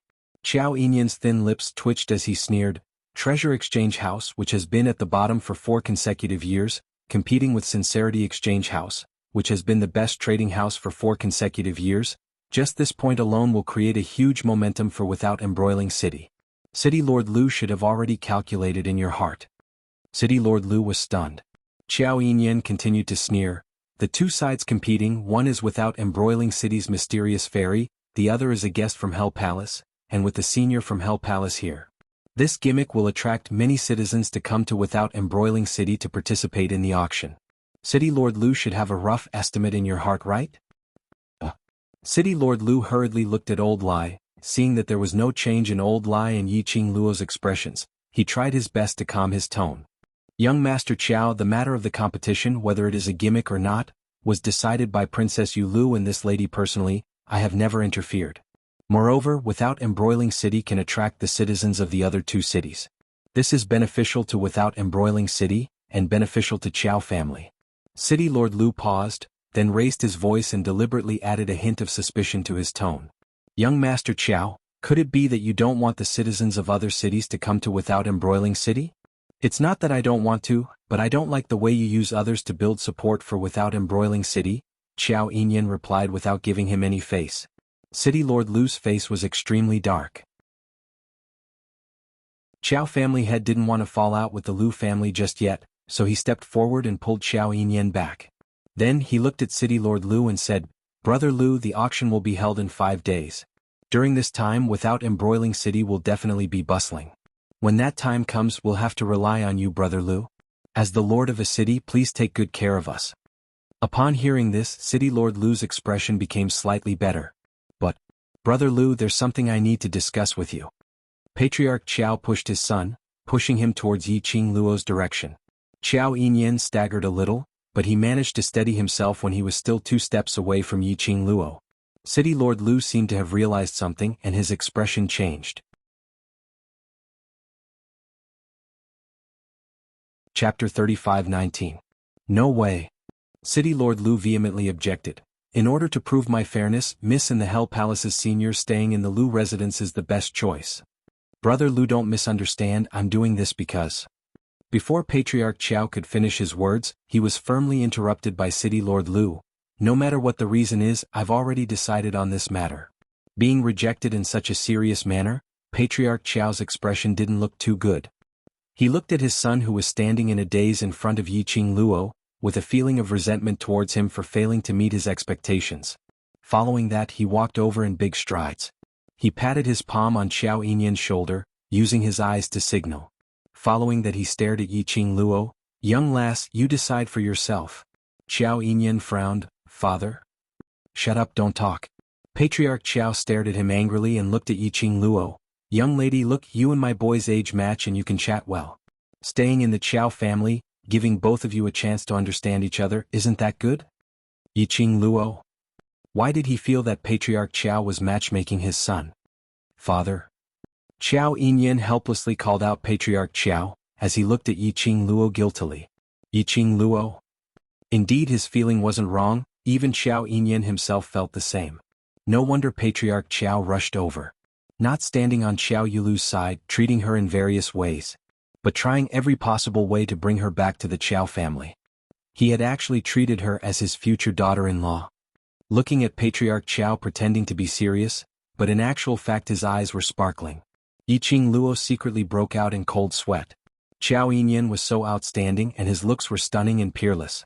Didn't the citizens say that he was the marriage partner of numerous ladies? Why did he only see her for the first time? Patriarch Qiao couldn't wait to bring her back home. Couldn't wait to push his own son into her arms? One must know that her current image was totally a beggar. Was this her biological father? Yiqing Luo coughed lightly. I intend to stay over at the treasure gathering. When she said that, the faces of Patriarch Qiao and City Lord Lu changed. Miss, the treasure gathering. The treasure gathering has not had any guests for many years. I'm afraid it's extremely shabby. It's better to bring it to the Lu residence. City Lord Lu was anxious. Yiqing Luo waved her hand. To tell the truth towards you and Mysterious Fairy, I don't trust them at all. It's better to stay at the treasure gathering exchange and keep an eye on them at all times before I can be at ease. City Lord Lu's face was ashen. Patriarch Qiao took a look at City Lord Lu and didn't continue to persuade Yiqing Luo. To be honest, he knew City Lord Lu too well. He also didn't believe that City Lord Lu wouldn't secretly do something. There were seniors from the Underworld Palace, following Yiqing Luo to guard the place. City Lord Lu was still somewhat fearful. Thank you for your kind intentions. Yiqing Luo cupped her hands in greeting and turned around. Boss Pei, please lead the way. Pei Xing stood there in a daze for a long time before he immediately said, Coming. This time, the two of them had a smooth journey. How could it not go smoothly? Behind the two of them stood Old Lai with a strong aura. When everyone saw this, they couldn't help but move to the sides. Treasure Gathering Exchange. Yiqing Luo stood at the entrance of the Treasure Gathering Exchange, looking at this inconspicuous shop in front of her, which totally looked like an invisible shop on the street. Yiqing Luo, in her mind, she recalled the high-class atmosphere and grade of Zhongqing Exchange.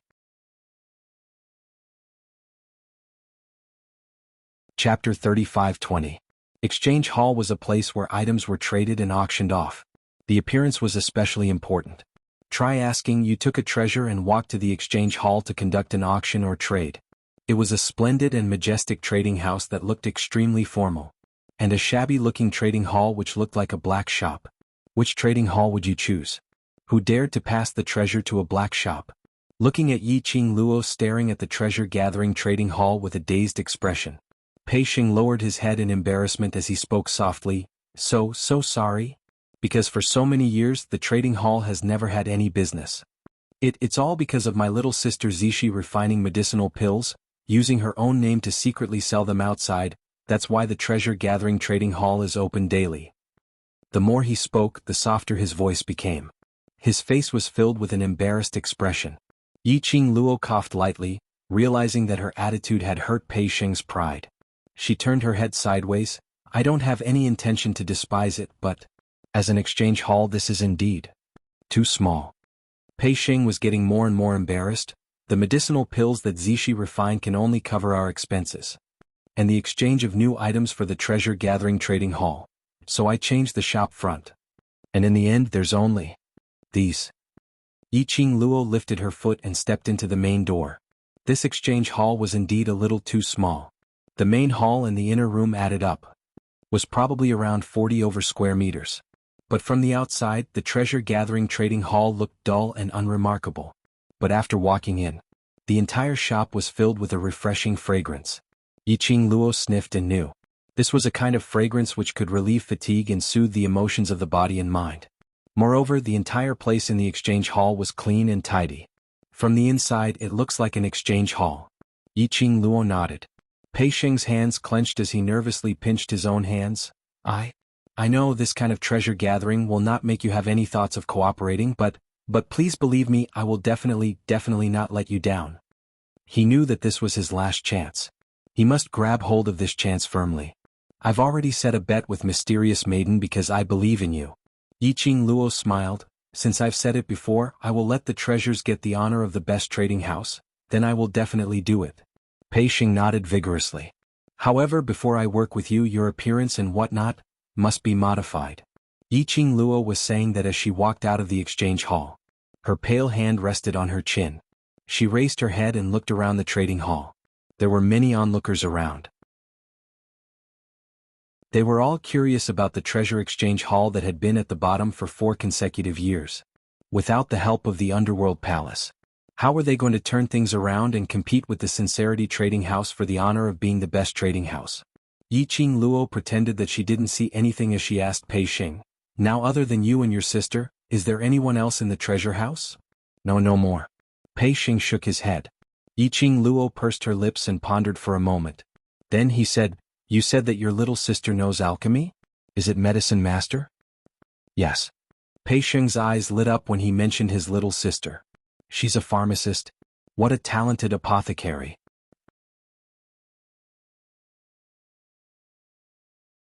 Chapter 35-21. Alchemists wanted to improve and break through. They could only desperately refine medicinal pills to raise their proficiency in order to upgrade their alchemist's level. As for refining medicinal pills, it required a lot of time and energy. Especially the medicinal herbs. Based on Pei Sheng's financial situation, his little sister indeed did not have enough medicinal herbs to raise her proficiency in alchemy. Her innate talent is not bad. Then does she know about medicinal herbs? Yiqing Luo touched her chin. Pei Sheng nodded vigorously, yes. The medicinal pills she refined were all picked by herself at the periphery of the West Cliff Mountain. West Cliff Mountain? Old Lai, who had been standing by the side without saying a word, suddenly said, "Lad, to let your little sister go to the West Cliff Mountain alone for the sake of the exchange hall and the family's livelihood as her brother, aren't you too useless?" Pei Sheng's face instantly turned red. He lowered his head and clenched his fists tightly. Yiqing Luo stared at Old Lai. Old Lai was stunned by the stare. The West Cliff Mountain is the most dangerous mountain in Without Embroiling City. Magical beasts and mirage beasts crawl everywhere, and there are a lot of mercenary groups doing missions there. He let a young lady go to the West Cliff Mountain to pick medicinal herbs, isn't this? Bam? Yiqing Luo patted Old Lai's shoulder and whispered, "Stop talking." Old Lai's mouth moved and stopped his voice. Yiqing Luo looked at Old Lai. Her heart was a little surprised. She really didn't understand why the people from the Hell Palace would help her. Moreover, it seemed that her attitude towards her words was obedient.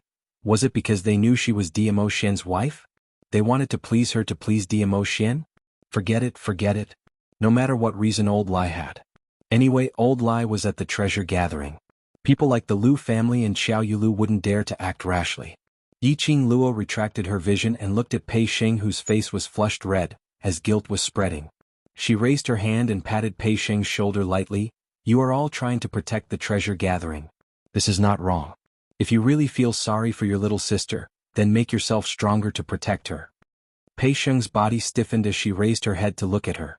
Yiqing Luo's lips curled as she smiled at him. This time, after obtaining the honor of the best trading house, whether you're able to grab hold of the opportunity to let her live a good life, will depend on you. Pei Sheng looked at Yiqing Luo in a daze. There were ripples in his eyes. His eyes gradually reddened. He clenched his fists tightly, and his eyes were resolute. I will. So, call her back now, there are only 5 days left, we have to hurry up.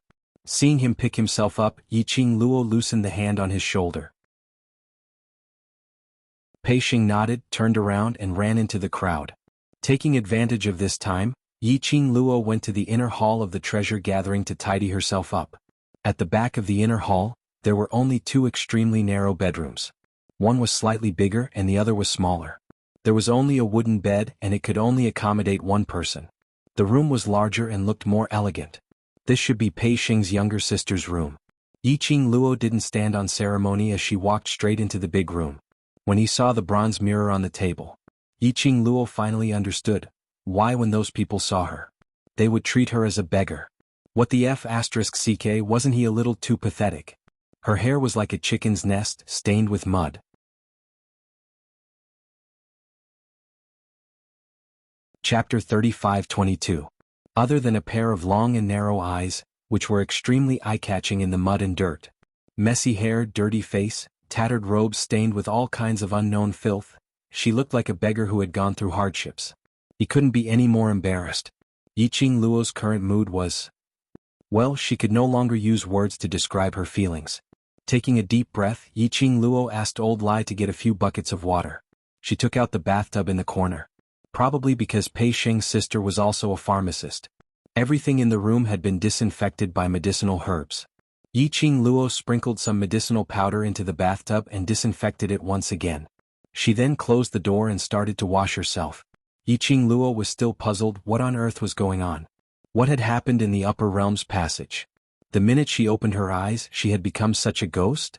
After washing for about 1 incense's time, Yiqing Luo had already changed the water twice. The water in the bathtub finally became clearer. At this moment, light footsteps were heard outside the door and a girl's clear voice was heard, "Miss, I'm Zishi." It was Pei Sheng's sister. The girl outside the door continued, "I've prepared a set of clothes for you. Although it was worn by me, but it has been washed very clean and has been deodorized by medicinal herbs. If Miss doesn't mind, you can wear this set of clothes first." The girl's voice was very pleasant and extremely melodious. Yiqing Luo nodded. "Sorry to trouble Mississippi," her words fell. A white fur kitten leaped out of the room. Outside the door, a girl's exclamation was heard. But seeing the kitten biting the clothes in her hands and running towards the room, she heaved a sigh of relief. Yiqing Luo took the clothes from Chi-Chi's mouth. The light purple dress was extremely simple and elegant. Yiqing Luo expressed that Zishi's taste was not bad. But, Yiqing Luo's fingers brushed past the dress on her. A strange look surfaced in her eyes. The material of this dress felt like it was not an ordinary material. It was definitely not a material that Pei Sheng's economic condition could afford. Yiqing Luo kept away the deep thoughts in her heart, and after she put on her clothes, she wiped her wet long hair until the ends of her hair were no longer dripping water. She then bent over and carried Chi-Chi. She was about to push the door and walk out. But after thinking about it, she took out a veil from the profound phoenix ring and covered half of her face. Then she walked out of the room. Outside the door stood a delicate and pretty woman. She wore an ice blue dress that was simple and close-fitting, which was very convenient for her movements. Her hair was simple and held in place by a wooden hairpin. The woman was still as beautiful as a butterfly that had spread its wings and was about to take flight. She was extremely intelligent and pretty. Their eyes met, and a sweet smile appeared on the corner of the woman's mouth. "Miss, do the clothes fit you?" Yiqing Luo smiled at her. "It's very fitting, thank you Mississippi." She glanced at the woman imperceptibly. Lady dress was of the material of quality. Big brother is waiting for Miss in the outer hall. Let's go over first. The lady's line of sight was fixed on Chi-Chi, who was in Yiqing Luo's arms. "Is this little kitten your war pet?" Yiqing Luo nodded. "Yes, very cute. Very well behaved. What breed is it?" They chatted as they walked towards the main hall. "Tiger beast, but in cub form." Yiqing Luo rubbed Chi-Chi's head and didn't hide it. Chapter 35-23.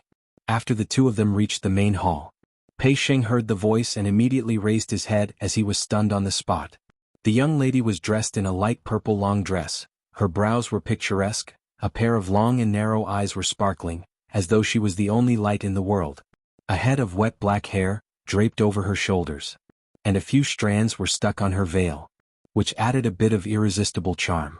Although half of the young lady's face was covered by the veil, but from that veil, one could faintly see the silhouette and her arrogant temperament. It made her look like a fairy from the 9 heavens, noble and elegant, unattainable. Even Lao Lai was dumbfounded.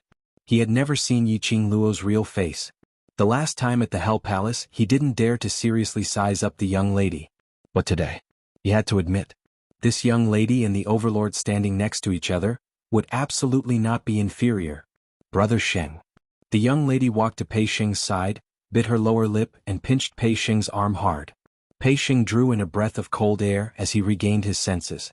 Realizing that he had lost his composure earlier, he hurriedly apologized. So sorry?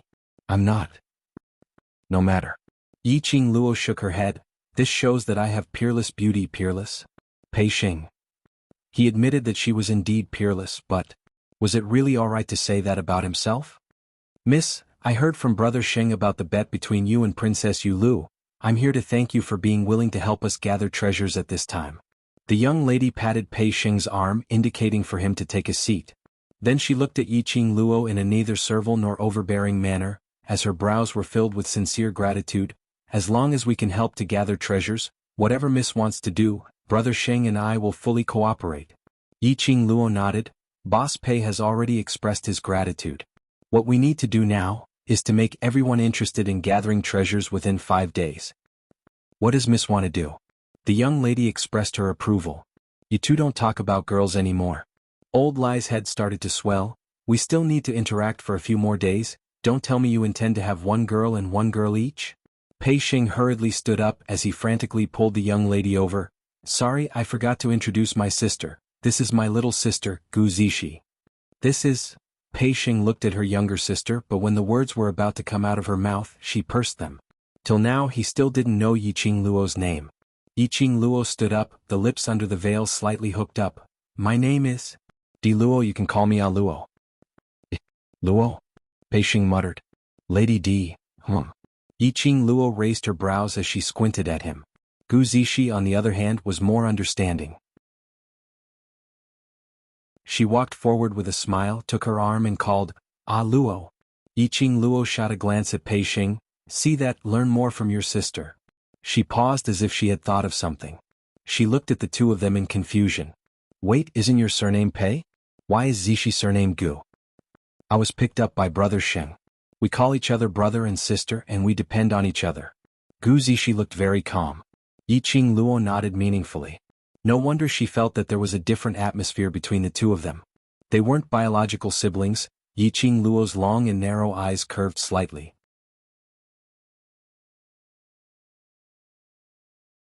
Chapter 35-24.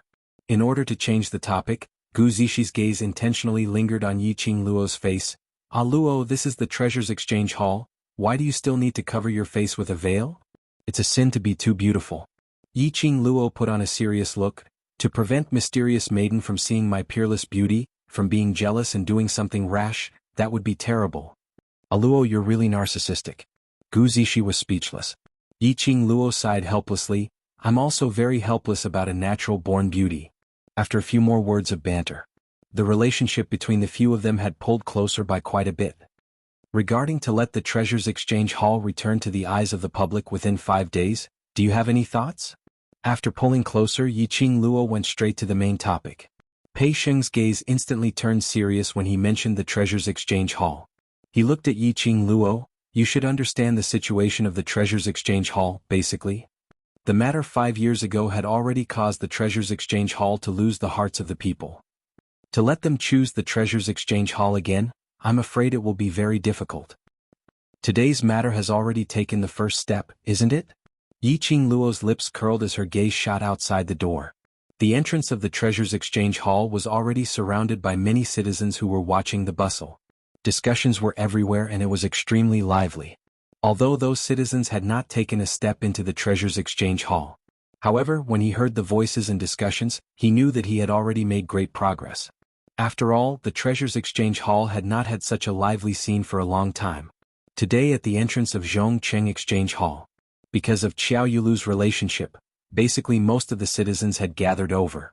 And because of the bet, the various citizens had definitely remembered the name of the Treasures Exchange Hall. No matter when, everyone's potential would always be hidden with the nature of gossip. The citizens were filled with curiosity as to how Treasure Gathering had defeated Zhongqing and obtained the honor of being the best trading house. No matter what the citizens are concerned about, as long as the point they are concerned about is the Treasures Exchange Hall, this is considered a success. Yi Qing Luo retracted her gaze as she walked to the chair by the side and sat down, placing Chi-Chi on her lap. Chi-Chi was like a little kitten, lazily curled up on Yi Qing Luo's lap, closing her eyes with a contented posture. It really did look like a pet. Gu Zishi's gaze lingered on Chi-Chi for a moment. Following that, his gaze shifted to Yi Qing Luo's face as he asked, But During the auction, various large trading houses compete on the total number of crystal stones successfully traded during the duration of the auction in order to obtain the honor of the best trading house. She paused for a moment before continuing, under the premise that we can't let the Hell Palace interfere, what items should we auction in the auction to be confident? When Yiqing Luo heard that, she couldn't help but shifted her gaze onto Gu Zishi. To be honest, from the moment they met until now, Yiqing Luo felt that this Gu Zishi totally didn't look like someone who was picked up and brought home, relying on pill refining to maintain the daily business of the treasure gathering. On the contrary, judging from her temperament, her conversation, and her understanding of the matter, it was obvious that she was a good girl. Yiqing Luo felt that this lady was absolutely not simple. At the very least, it was definitely not as simple as Pei Xing said. However, from Gu Zishi, Yiqing Luo didn't sense any malicious intent. Did I say something wrong? Why are you looking at me like that? Gu Zishi felt goosebumps from Yiqing Luo's stare.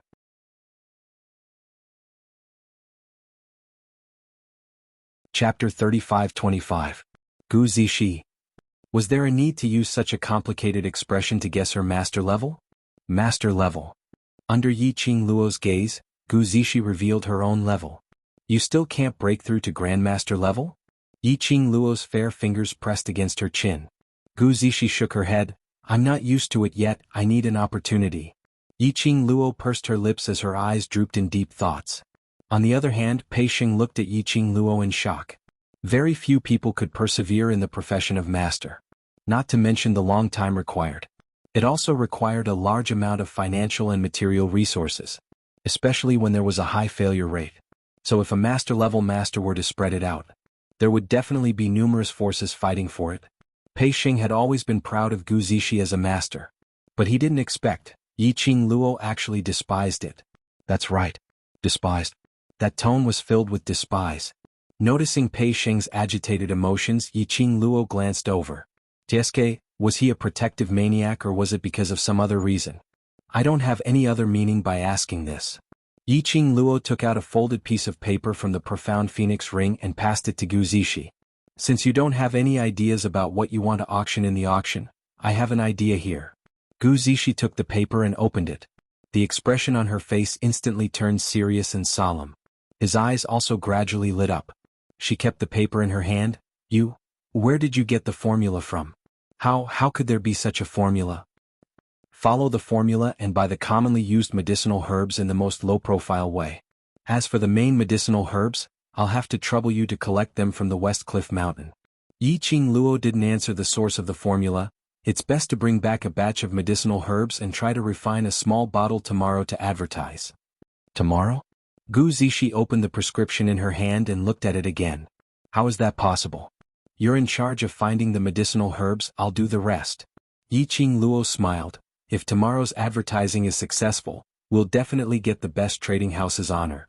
Gu Zishi was stunned as her pupils enlarged. You're also a master? Yiqing Luo nodded with a smile. Gu Zishi took a deep breath and gripped the prescription in her hand tightly. She didn't ask about Yiqing Luo's alchemist grade. She could tell that Yiqing Luo's level was absolutely above hers. Alright, I understand. I will definitely bring back enough medicinal ingredients to make a bottle of it before 11 p.m. today.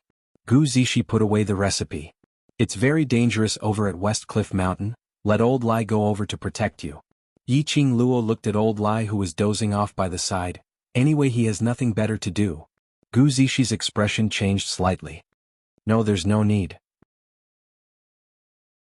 I'm very familiar with Xia Mountain. Nothing will happen. If you don't let Old Lai follow you, Ah Sheng will worry about you. Yiqing Luo took a look at Pei Xing. Don't worry, Old Lai won't keep following you around. I have other matters to attend to and would like to trouble him to make a trip to the West Cliff Mountain. Gu Zishi hesitated for a moment. Okay, I understand. The two of them had already decided on the future of the Gathering Treasures exchange. Pei Xing was a little dazed. Zishi, what exactly is the formula that Luo gave you? Gu Zishi's lively eyes curved, her little body half sprawled on the coffee table, both hands supporting her chin as she looked at Pei Xing playfully.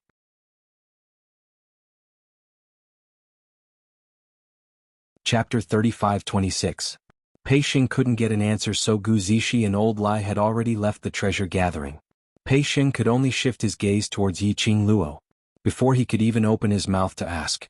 Yiqing Luo clapped her hands and carried Chi-Chi as she stood up. All right, let's start. Start what? Pei Xing looked at Yiqing Luo in a daze. Yiqing Luo walked straight out of the entrance of the treasure gathering. Of course. To transform the treasure gathering. When the young lady walked to the entrance, she even turned her head and looked at him with a smile. As she retreated, she smiled and said, "You're right." Her eyes were filled with a crafty smile. Her veil fluttered like a fairy descending to earth. Even though Pei Xing had already been stunned by Yiqing Luo, at this moment he was dazzled by the young lady's smile. Of course, it couldn't be said that he had any evil thoughts towards Yiqing Luo. But humans were visual animals.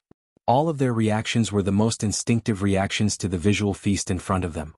When a man dressed in a black robe with an elegant demeanor arrived at the entrance of the treasure-gathering exchange hall, what he saw was this scene. The young lady was dressed in a simple and elegant light purple long dress, which accentuated the young lady's petite figure. The purple dress followed the young lady's footsteps. Like a blooming purple rose, it dyed the entire pupil. Yiqing Luo acutely sensed someone approaching from behind. Her retreating footsteps immediately halted. She could almost smell the scent of the person behind her. After Yiqing Luo halted her footsteps, she speedily turned around and retreated 2 steps. The moment she turned around, the white veil fluttered with the wind, faintly revealing half of her smooth lower jaw. The contour was soft and beautiful, her lips pink and tender. The man stood there in a daze, his eyes fixated on Yiqing Luo, not moving for a long time. After Yiqing Luo retreated a few steps, she saw the man's face clearly. Her pink lips pursed. Eldest young master Qiao. This man, wasn't he Qiao Yinyan? Pei Xing also saw Qiao Yinyan and hurriedly ran out from the treasure-gathering exchange hall. Eldest young master Qiao, why are you here? Hearing Pei Xing's male voice, Qiao Yinyan's eyes, which were staring at Yiqing Luo without blinking, finally had some fluctuations. His eyelashes trembled. Miss, is eldest young master Qiao here on behalf of Mysterious Fairy to test if treasure gathering has the ability to gain glory in the auction? Yiqing Luo asked with a smile. Qiao Yinyan's handsome face immediately tensed up. No. I'm definitely not helping Princess Yulu search for the treasure. He lowered his head in embarrassment. I want to help. Looking at Qiao Yinyan's anxious expression, Yiqing Luo couldn't help but laugh out loud. I'm just joking. In front of Qiao Yulu, Qiao Yinyan had never spoken up for her. Of course, it was impossible for him to help Qiao Yulu and come over to investigate the situation of the treasure gathering.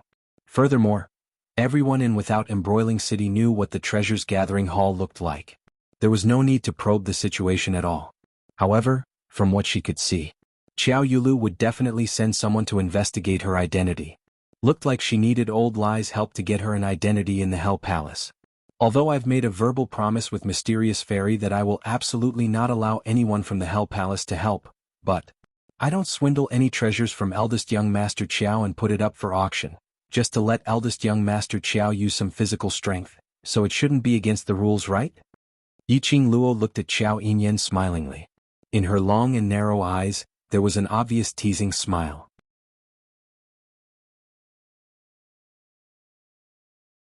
Chapter 35-27.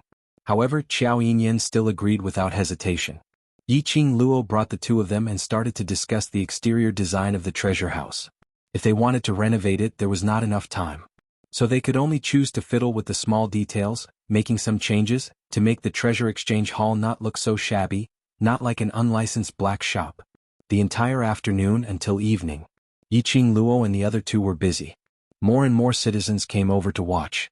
But they didn't disturb the 3 of them. Yiqing Luo didn't bother about them. To tell the truth, it wasn't a bad thing to have the citizens watching. This was a bunch of free publicity staff. And Gu Zishi and Old Lie had not returned yet. They were busy all the way till 9 o'clock, which was around 9 o'clock at night, when Yiqing Luo called for the 2 of them to stop and rest. Pei Xing and Qiao Yinyan were sweating profusely as they slumped on the chair, panting heavily. For the entire day they were indeed doing physical labor. He wasn't carrying them around, but leaping onto roofs and vaulting over walls, installing this and that, and using profound energy to turn into a blade, chopping firewood, chopping wood, carving various exquisite designs. When the citizens saw this scene, their hearts were bleeding. One must know Qiao Yinyan was a talented youngster in Without Embroiling City. He had never made a move easily. Now he was reduced to Using profound energy chopping firewood? Chopping wood? Carving flowers? This was simply a waste of God's gift. The key was, their eldest young master Qiao was doing these degrading things, yet he was doing it happily. The citizens, could it be that their eldest young master Qiao had taken a liking to this mysterious and arrogant young lady? In the treasure exchange hall, Yiqing Luo saw their exhausted looks and went into the inner room to prepare a meal for them. He saw Yiqing Luo's figure disappearing at the door. Pei Xing raised his hand and wiped off the sweat on his forehead. But his peripheral vision kept glancing at Qiao Yinyan. Qiao Yinyan's perception was high, so he naturally felt the gaze which was constantly shooting over. He drank a cup of tea and met Pei Xing's gaze. Why does Brother Pei keep looking at me? I want to ask you a question. Pei Xing put down his hand, turned his body, and looked at him seriously.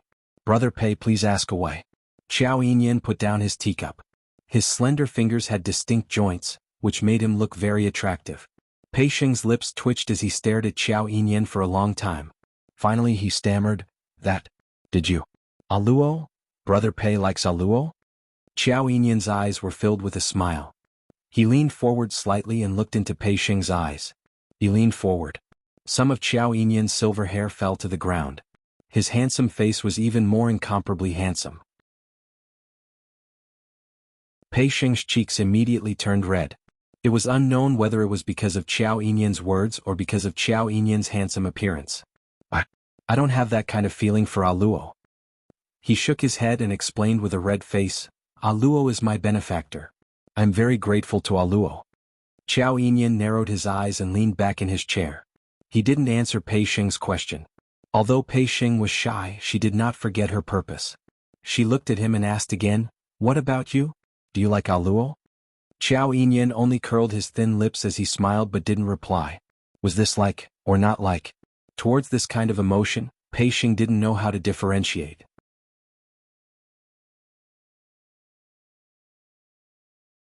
Chapter 35-28. At this time, there was a hubbub outside the entrance of the Treasures Exchange Hall. Since today's bet. Outside the Treasures Exchange Hall, there had been endless discussions and noises. But the hubbub this time was obviously not small. Qiao Yinyan frowned and was about to get up. Pei Xing had already stood up. You continue to rest, I'll go take a look. As he said this, he walked out of the Treasures Exchange Hall. Outside the Treasures Exchange Hall, the citizens who were originally gathered together had now split into two sides. And standing in the middle of the citizens was Qiao Yulu, who was like the moon surrounded by stars. The woman's petite figure was no longer as graceful and luxurious as before, but was dressed like the daughter of an aristocratic family. She wore a white dress, a white veil covering her face, and her temperament was like an orchid. Just looking at her like this, she was indeed an extremely pleasing beauty. At this time, Qiao Yulu was staring at the Treasures Exchange Hall with an ugly expression. After a few hours of busy work by the three of them, the outer appearance of the Treasures Gathering Hall had undergone a tremendous change from its previous appearance that was gray and inconspicuous, like an illegal shop that operated without a license. Qiao Yulu's white fingers clenched tightly into fists. The Treasures Exchange Hall in front of them, although it was very small. But no matter which corner, which line of sight looked over, they all felt this was an extremely grand and high-class Treasures Exchange Hall. The surroundings of the Treasures Exchange Hall, after some detailed treatment as well as some exquisite decorations, had completely changed the overall aura of the Treasures Exchange Hall. Especially on the two sides of the Treasures Exchange Hall, there were two extremely beautiful beast-shaped stone statues, looking like Qilins. Under the illumination of the two red lanterns hanging above the entrance, the stone statues seemed to be plated with a layer of bright glazed light. It could be said that the current Treasures Exchange Hall, in terms of appearance, it was definitely not inferior to the Sincerity Exchange Hall. Sister Yulu? Yu Jiwen, who was at the side, stared at the Treasures Exchange Hall with an unfriendly expression, a sense of danger surging in her heart. Qiao Yulu's expression was dark, her sharp gaze shooting straight at Pei Xing, who had walked out of the Treasures Exchange Hall. She raised her hand, and an invisible force shot straight at Pei Xing's face. That strength was extremely ruthless, and there was no mercy at all. Pei Xing's eyes widened, completely not expecting Qiao Yulu to suddenly attack.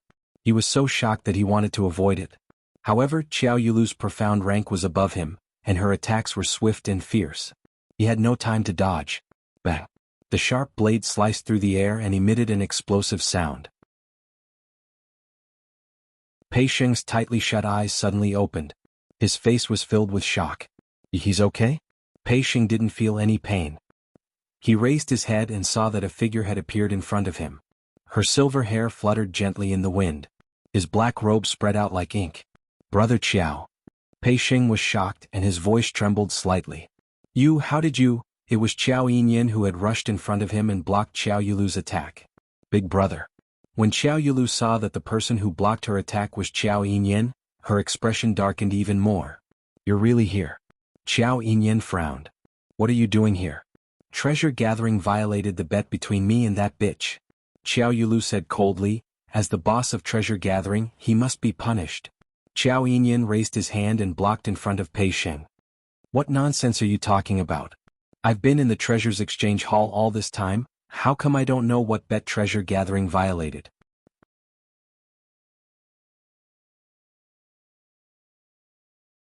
Chapter 35-29. Big brother, do you still think of this consort as your little sister? Qiao Yulu's beautiful eyes were overflowing with ruthlessness. Why would you rather help an outsider and go against this queen? The expression on Qiao Yinyan's handsome face didn't change. His gaze was also calm and not a hint of emotion could be seen. You are Princess Yu Lu, the Empyrean lady of Without Embroiling City. He paused, raised his eyes and stared straight into Qiao Yulu's. I'm not going against Princess Yu Lu. I'm just speaking the truth.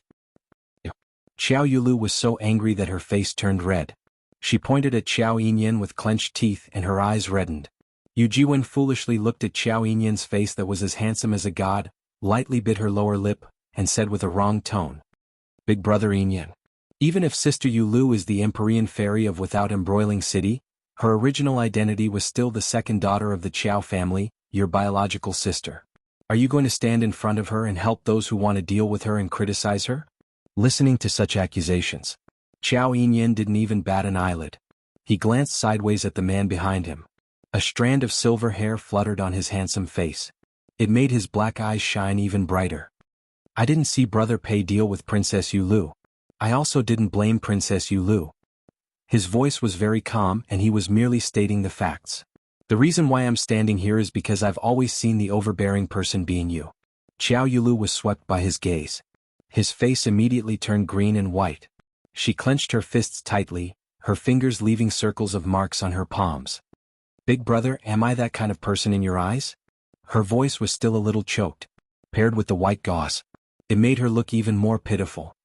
You know best what kind of person he is. Qiao Yinyan had no intention of leaving Qiao Yulu any face. Qiao Yulu gritted her teeth and her body tensed up. She was so angry that she was trembling.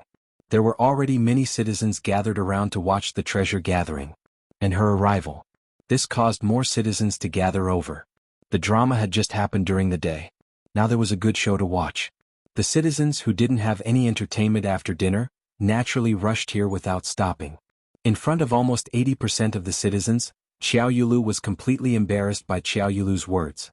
Seeing this, Yu Jiwen's face turned red. She grabbed Qiao Yulu's arm and glared at Qiao Yinyan with red eyes. Big brother Yinyan, you've never been like this before. Big sister Yu Lu is your younger sister, and she just returned to Without Embroiling City today. Yet, instead of staying at the Qiao clan to welcome big sister Yu Lu, you came to the treasure gathering hall, and you even spoke so harshly to big sister Yu Lu, completely disregarding the relationship between the two of you as siblings. Yeah. She raised her trembling hand and pointed at Qiao Yinyan as tears streamed down her face. Have you fallen for that B***TCH? In order to please that bitch you became like this. What was I like before? How is it now? What does this have to do with you? Qiao Yinyan glanced at Yu Jiwen indifferently. Don't speak as if you know me very well. Third miss you, I'm not familiar with you at all. It's not up to an outsider like you to interfere in the affairs of the Qiao clan.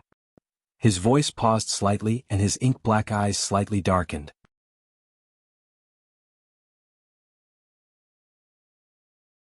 Chapter 35-30. Yu Jiwen's eyes widened as she looked at Qiao Yinyan in shock. It was as if she couldn't believe that Qiao Yinyan would say such ruthless words. Tears rolled down her cheeks. Yu Jiwen lowered her head and didn't dare to say anything else. Qiao Yulu glared at Yu Jiwen and cursed her inwardly. Then she pushed Yu Jiwen's hand away and stared at Qiao Yinyan coldly. Big brother, Since you're so heartless that you won't even acknowledge me as your sister for that girl, then don't blame me for not giving you face. Qiao Yinyan frowned. What do you want to do? I don't want to do anything. Qiao Yulu's eyes were cold and her expression was ruthless. I just want to teach the owner of the treasures exchange, Pei Xing, a lesson. She pointed a slender finger at Pei Xing and said word by word, Pei Xing, I'll give you two choices. First, get over here right now and kneel on the ground to admit that the treasures exchange broke the bet. Second, I'll smash the treasures exchange right now. Princess Yu. Qiao Yinyan's face darkened when he heard those arrogant words. You're Without Embroiling City's Empyrean Fairy. You represent Without Embroiling City. Aren't you afraid of losing the face of Without Embroiling City by being so arrogant and willful? You're the first young master of the Qiao family, a genius with all kinds of honors in Without Embroiling City. If you're willing to disregard family ties for a girl you've just met, why should I be afraid? Qiao Yulu sneered and didn't waste any more words with Qiao Yinyan. She stared coldly at Pei Xing with a burning gaze. He swiftly raised his palm and smashed it down towards Pei Xing. That palm strike was completely different from the one that Qiao Yinyan had blocked earlier. The girl's white dress was blown away. The surging wave was like a tidal wave, carrying with it a boundless killing intent. Qiao Yinyan's expression changed drastically. He quickly pulled Pei Xing over and thrust his palm toward Qiao Yulu. That palm strike created a shockwave that was extremely violent. The wave of air that it created was like a raging wave that tore through the air. The surrounding citizens spat out mouthfuls of blood and flew backward, falling heavily to the ground. Some of the weaker ones even fainted. Qiao Yinyan hurriedly retracted his palm and looked at the fallen citizens with a livid expression. He glared at Qiao Yulu and said, How much longer are you going to make a scene? This isn't the Linglong Hall, it's not a place where you can mess around. If these citizens die, it will be your fault. Qiao Yulu sneered. If you don't want the citizens to get hurt again, then move aside and let this empress smash treasure gathering. Qiao Yinyan gritted his teeth. I didn't expect you to become like this. Qiao Yulu raised her chin proudly. Everything I do is for Without Embroiling City. Big brother, this consort will ask you one last time, are you going to move or not? Qiao Yinyan clenched his fists tightly. His body tensed up because of the atmosphere and his muscles were firm. He glared at Qiao Yulu with his dark eyes. Brother Qiao. Pei Xing's face was pale. He put a hand on Qiao Yinyan's arm. You can't fight anymore. The citizens will get hurt. He turned his head and looked at the treasure-gathering exchange behind him. His eyes reddened involuntarily. He clenched his fists and said in a low, hoarse voice, We can't let her smash treasure-gathering either. This is not only the brand that I've guarded for 5 years, it's also the blood, sweat, and tears of Aluo and us.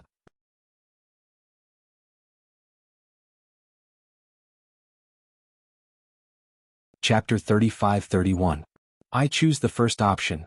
Kneel, admit the violation of the bet, and accept the punishment. Only in this way could they prevent the citizens from getting hurt, and protect the treasure's trading house. But, once he admitted it, he might. Pei Xing lowered his head and clenched his fists even tighter. Are you crazy? Qiao Yinyan grabbed Pei Xing's shoulder. Her goal is to force you to admit that the treasure's trading house violated the bet. In this way she will win the bet between her and Aluo. Pei Xing's face was pale and his whole body was stiff. Qiao Yinyan pulled him back and looked at Qiao Yulu with an unfriendly expression. You are the Empyrean Fairy of Without Embroiling City. Do you think you are qualified to be the Empyrean Fairy if you don't care about the citizens' lives? His brows were tightly knitted. The expression on his face was covered with frost. Qiao Yulu only sneered. Big brother also said that I am the Empyrean Fairy of Without Embroiling City. In Without Embroiling City I can do whatever I want. Besides, it's the honor of the citizens to sacrifice their lives for this empress. Her words caused the faces of the citizens to change. They stared at Qiao Yulu in disbelief. They couldn't believe that their Empyrean Fairy would say something so irresponsible. You are simply... Qiao Yinyan's breathing quickened, his chest rising and falling. He could no longer describe Qiao Yulu's selfishness and arrogance. Qiao Yulu snorted arrogantly, her red lips burning under her veil. Big brother, let's continue. I also want to see the strength of a young genius. She slid down. The flames on her body surged again. A hurricane-like attack fell again. Qiao Yinyan instinctively activated the dark force in his body, wanting to fight back. But his gaze fell on the citizens who had fallen to the ground. His counterattack paused for a moment. It was just a momentary pause. Xiao Yulu's violent dark force had already blasted over. Amidst the white light, it reflected Xiao Yulu's smug smile. Xiao Yinyan's face paled. He gritted his teeth and stood still, planning to take this attack for Pei Sheng. Just then, bang! A deep explosion sounded in the air. That ferocious attack was forcibly intercepted in mid-air. Immediately after, the attack dissipated in mid-air like smoke. Not a single trace was left behind. A slender figure appeared in mid-air where the profound strength had dissipated. The girl's light purple dress fluttered like a butterfly's wings. A white veil covered her beautiful face. In her hand there was a fan that looked like a raging flame. On the fan, there was clearly a visible fluctuation of profound strength, which was spreading out in all directions. Xiao Yinyan's eyes were filled with shock when he saw the scene before him. The surrounding citizens were also stunned by this shocking and surprising scene. Everyone's gaze was fixed on the slender figure that had suddenly appeared. How is this possible? Xiao Yulu took 2 steps back in shock. How could you possibly break through my power? She was able to successfully carve out a place for herself among thousands of women in the Linglong Palace and successfully climb to the position of the mysterious fairy. It was enough to prove her strength. Even the other 2 Empyrean fairies wouldn't dare to guarantee that they would be able to easily break through her attack. But the girl in front of them did it.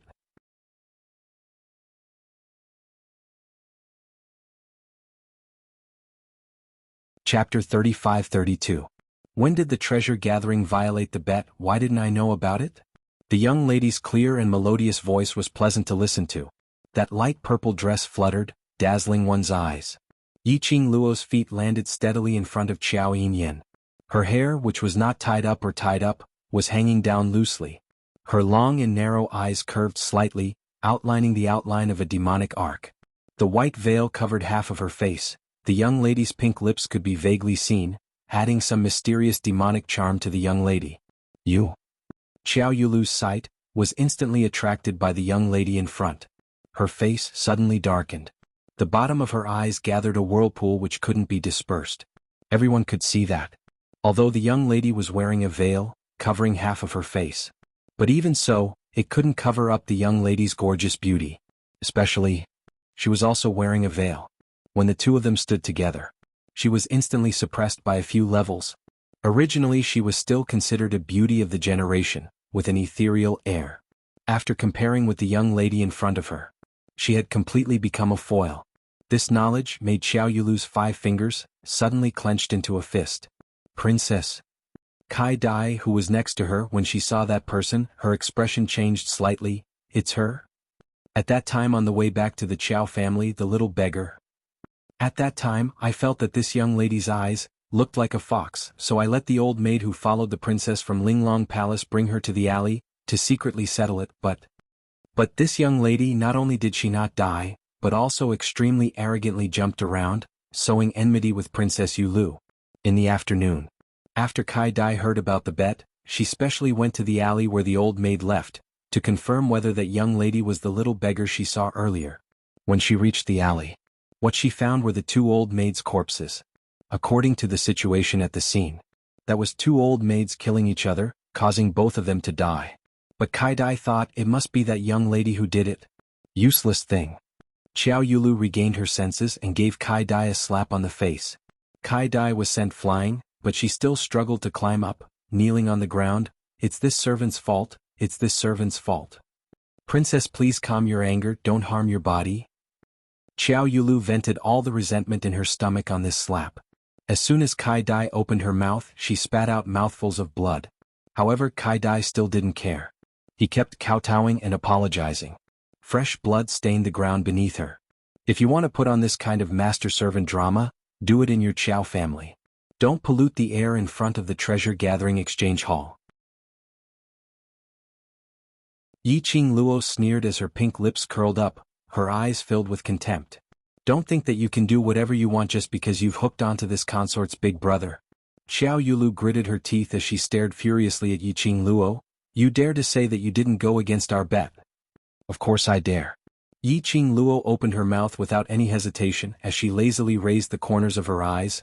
Mysterious maiden didn't allow any explanation and rushed to the treasure gathering, beating and scolding. and even wanted to make a move on the treasure gathering's boss, forcefully demolishing the treasure gathering. She raised her wrist. Her fair slender fingers gently pressed against her lower jaw. The auction has yet to officially start. Mysterious maiden couldn't wait to find trouble. Could it be that she felt that she would definitely lose and wanted to find a way out for herself? As she said that, she clicked her tongue.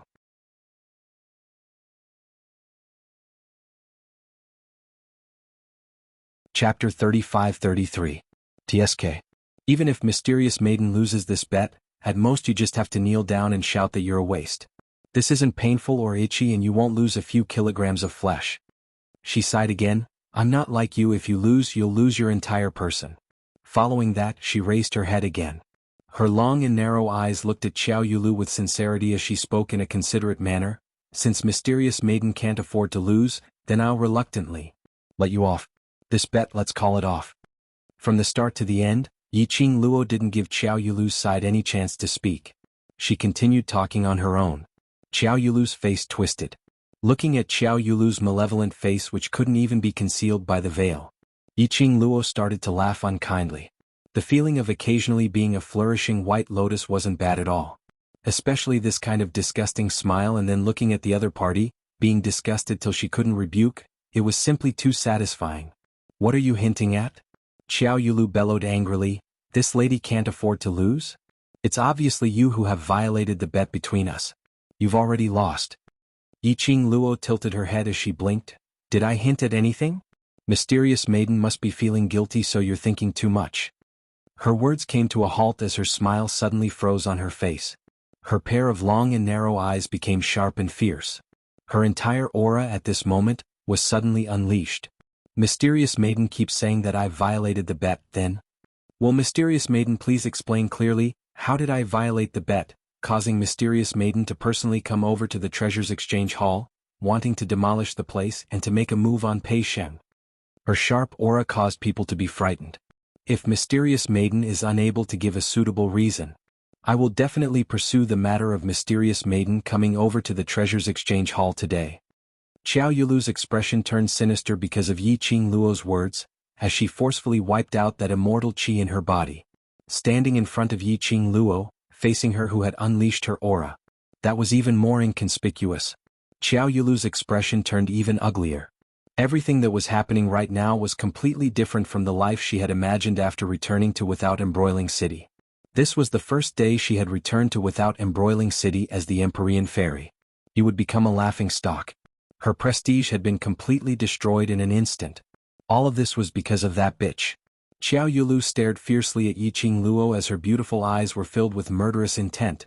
The bet between us, you had personally agreed that the items auctioned in the Treasure Gathering Trading Hall's auction, Hell Palace and Xiao family will absolutely not interfere. She raised her hand and pointed angrily at Xiao Yinyan. But, you seduced my older brother and attempted to use him to seize the honor of being the best trading house this time. The fact that this consort's older brother is in the Treasures Gathering Exchange is the best evidence. When Yiqing Luo heard that, she couldn't help but burst out laughing. Mysterious Maiden, is there a hole in your brain? Let's not talk about the fact that the Qiao family couldn't interfere in our bet, right? Let's just say that Yin Yan is here. He didn't provide any auction items from Treasure Gathering, nor did he provide a single crystal stone from Treasure Gathering, so how can he be considered to have interfered in our bet? Her gaze swept past the citizens who were crowding around. Her gaze fell onto several citizens who had fainted on the ground.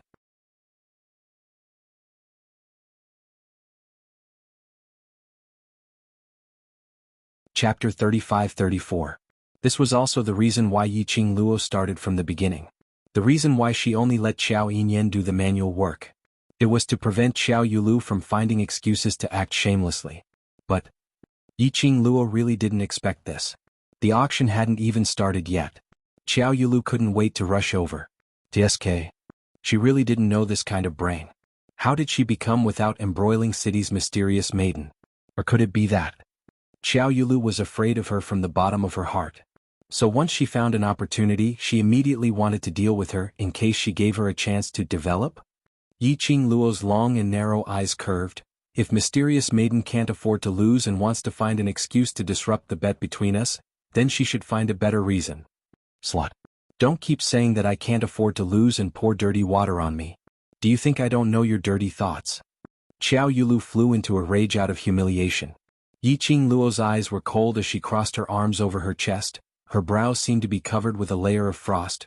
Who is the one splashing dirty water? Who is the one with dirty thoughts? Everyone can see it clearly. She raised her chin slightly. The veil was attached to her lower jaw. The lines were soft and the outline was soft. One could almost imagine what kind of beauty the young lady had under the veil. The young lady's eyes were still half closed and her expression was lazy, giving off a kind of arrogant feeling, as if she didn't put Xiao Yulu in her eyes. You're still quibbling. Xiao Yulu was so angry that she lost all rationality from Yi Qingluo's attitude. She could even feel that the eyes of the surrounding citizens were filled with disdain and contempt as they looked at her. It shouldn't be like this.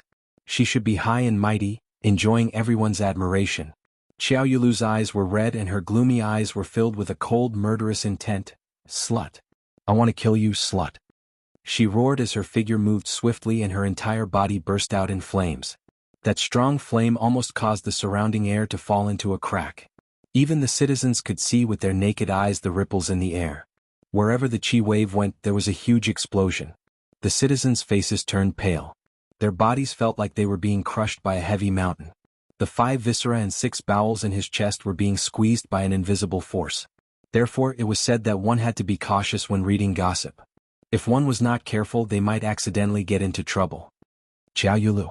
Seeing this, Xiao Yinyan anxiously roared Xiao Yulu's name. His face darkened. Do you really want to turn without embroiling city into a mess before you stop? Xiao Yinyan glared at Xiao Yulu. He took a big step forward and was about to release his dark force to force Xiao Yulu back. Just as he took a step, his shoulder was gently pressed by a small hand. Yinyan, her target is me. The young girl pressed down on his shoulder and slowly walked past him. Facing the raging hurricane and the terrifying air wave, she walked straight ahead. That clear and melodious voice reverberated in his ears. Xiao Yinyan's pupils instantly contracted. His fingers reflexively tried to grab the girl in front of him. But the moment he stretched out his hand, the girl had already walked a few steps away. His hand grabbed nothing but air. Luo, you're not her. Xiao Yinyan's urgent voice came to an abrupt halt. Because he saw the moment the girl's figure merged into the hurricane that Xiao Yulu had created. He saw the girl suddenly raise her leg and kick Xiao Yulu's abdomen. She was as fast as lightning. And the kick was very powerful. You're tuning in to the Han Li's Wuxia Adventures YouTube channel. We're so grateful for your support and don't forget to subscribe to join us on this incredible journey through captivating stories. Your generosity through donations truly makes a world of difference, as it's the primary source of revenue that allows me to expand and enhance this channel for you. Thank you from the bottom of my heart for being a part of this adventure.